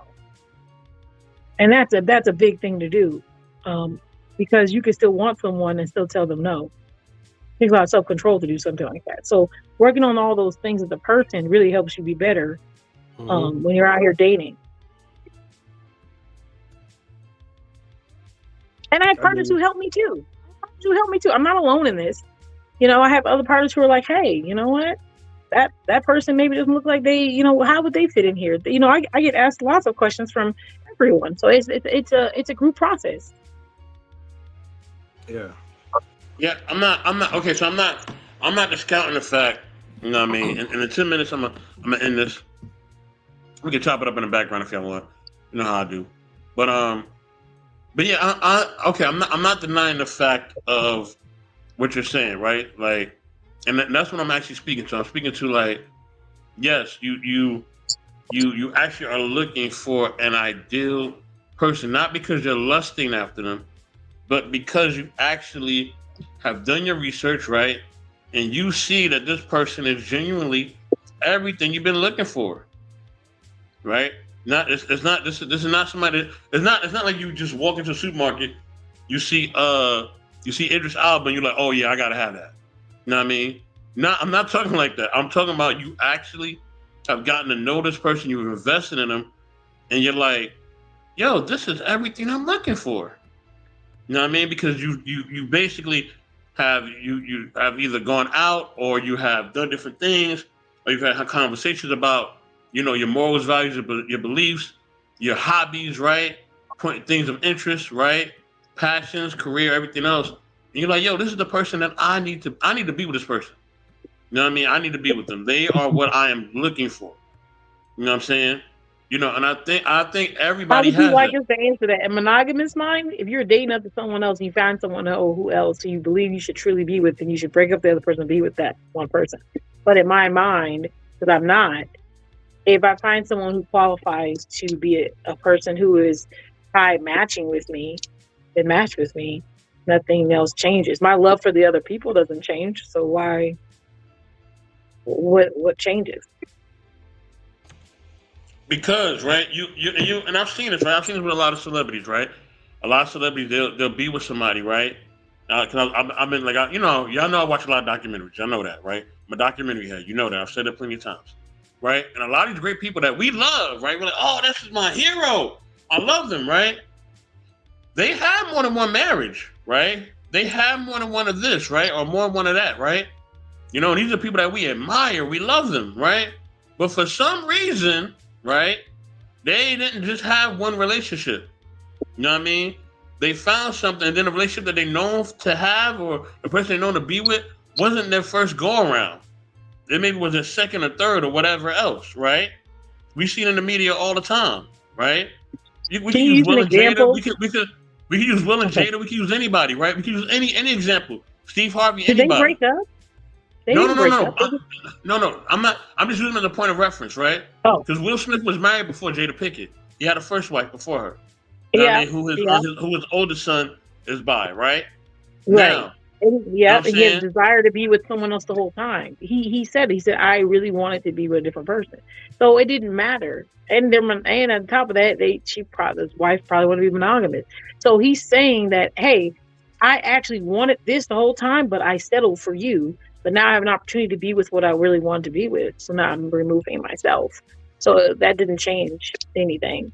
It's just that he just settled so he could have a life that he was dreaming of, even if it wasn't with the person that he'd like to have it with. Yeah, exactly. So I'm not disagreeing with your point, Ms. Polly. What I'm theoretically saying, I'm sorry, I'm not trying to cut you off, but what I'm theoretically saying is this, right? Theoretically, what I'm saying is that there is times where we, like I said, even the people that we admire, that we love, right? We see that they have been with somebody or married multiple times, right? Steve Harvey too, right? I think it's his fourth wife or third wife, however many it was, right? And I'm not bashing him. All I'm trying to say is that all the people that we have admired or we try to look for as, oh, those are the ideal relationships. That wasn't the person they started out with. Like, they started out with somebody else. And now we see this and we're like, oh, okay. And then they're like, oh, this is the person of my dreams. But like, yo, what happened to their first wife or their first husband? Like, what? I thought that was the one. Right? So, you know what I mean? Like, I'm saying that, like, or some people, they may meet that one person, like Denzel, right? He only had one wife, right? He never had nobody else. I think Samuel Jackson's the same way too. where you only have one wife, you never, I think, marry nobody else outside her. So yes, it is possible, right? So we do have people where they have been with one person, and that's been it. You know what I mean? So I think that you could find that one person that you truly want to be with. The first time that can happen, right? Or it may take you multiple times. But I think ideally we all are just seeking that one true person, right? We all are seeking that. And we're not satisfied I think till we that there's find that. some. I think there's some who are like that, and I think that's wonderful. But I don't think it's everyone, because not everyone is in that mind. I know, I get understand. It's like a different mindset for me. Like, I'm like, oh, let me find this person. This person wasn't the first one that I was originally with, but yet, this is the next one. I think it's based, and then those people you named are older, and divorce is not something that they just be like, oh, F it. That there it also comes with that a generation of people who didn't leave each other, no matter what. So there is that's part of it too. So now we're in the age of people who see freely to move differently. I'm not saying it's right or wrong. I'm just saying they do. And it's not based on anything other than, can you give me what I want? Can I give you what I need? And that's why I said, no, I don't want conditional, because it's so easy to tie in conditional relationships and be scarred by that very badly. You see people who have married and then they get a divorce, but they don't have enough money to move into their own home, so they still live in the same house as their partners for long periods of time, even though they're not together. Those aren't good things, but it happens. So I don't think the dependency has a lot to do with our economics and all that. But being with someone, yeah, you want to find anybody. They want to find someone they have a good time with, they enjoy their life with, they want to spend their life with. I agree with that, but I don't think it's limited to everyone to only want one person. And I say you even want one person, that you could find more than one person. Because if that was the case that we talked about earlier, monogamy, it means you find one and then there is none. It means when your partner dies or something happens to them, there is no other. And we as people are not. We are serial monogamous. And so once we're, what you just explained, find someone, you have great time with them, enjoy them, and then when a time ends, it ends, and then you move on. So that means that we're not the traditional monogamy wording itself. So, I mean, it works for some people, and that's good. I think that's wonderful. If they find someone, they marry with them, and they stick in it and don't give up, I feel like I have that same energy. It's just with more than one person. So it's just different. There's people who've been poly decades, years. There's a couple of them I think up offhand. There's like these three men. They were homosexual men, but they were together and one of their partners died, unfortunately. They had been together for like 45 years. These are not short-term relationships. And people who are usually poly like that, they're very quiet about it. I'm more louder. I've dated people who are like, yeah, I'm in poly since years and years and decades, and they're with their partner still. It's not something that's short term, but they have to be quiet about it because of the stigma behind it. So they're very quiet. Okay, but okay. So you want so you not only do you desire unconditional love, but you also provide unconditional love for the most part with your partners, right? That's what you provide, and that's what you desire. But so ideally, you're saying that the thing that you provide and the thing that you desire, you want to seek that with multiple people, because that's hard to do, but and that's hard to maintain. Yet I do it, and others do too. I'm not alone. It's just, I think I'm just louder with it. I'm not alone. I mean, there's like literally, like I've dated police officers, I've dated detectives, I've dated all kinds of people. It doesn't matter where they are. It doesn't matter what job they do. It doesn't matter where they are. It doesn't matter any of that stuff. I've dated younger people, and I'm not saying that. I'm saying, or they're interested in me. It's because that's not what it's about. And that's what it really is about, having that long, they're really in search of long-term love. That's what it is. It's like everyone else. Okay, so my question is that, are you fully content? 100%. Yeah. And if because someone asked me this too, like if one of my, because I think I'm at the point of closing. I'm at the point of closing.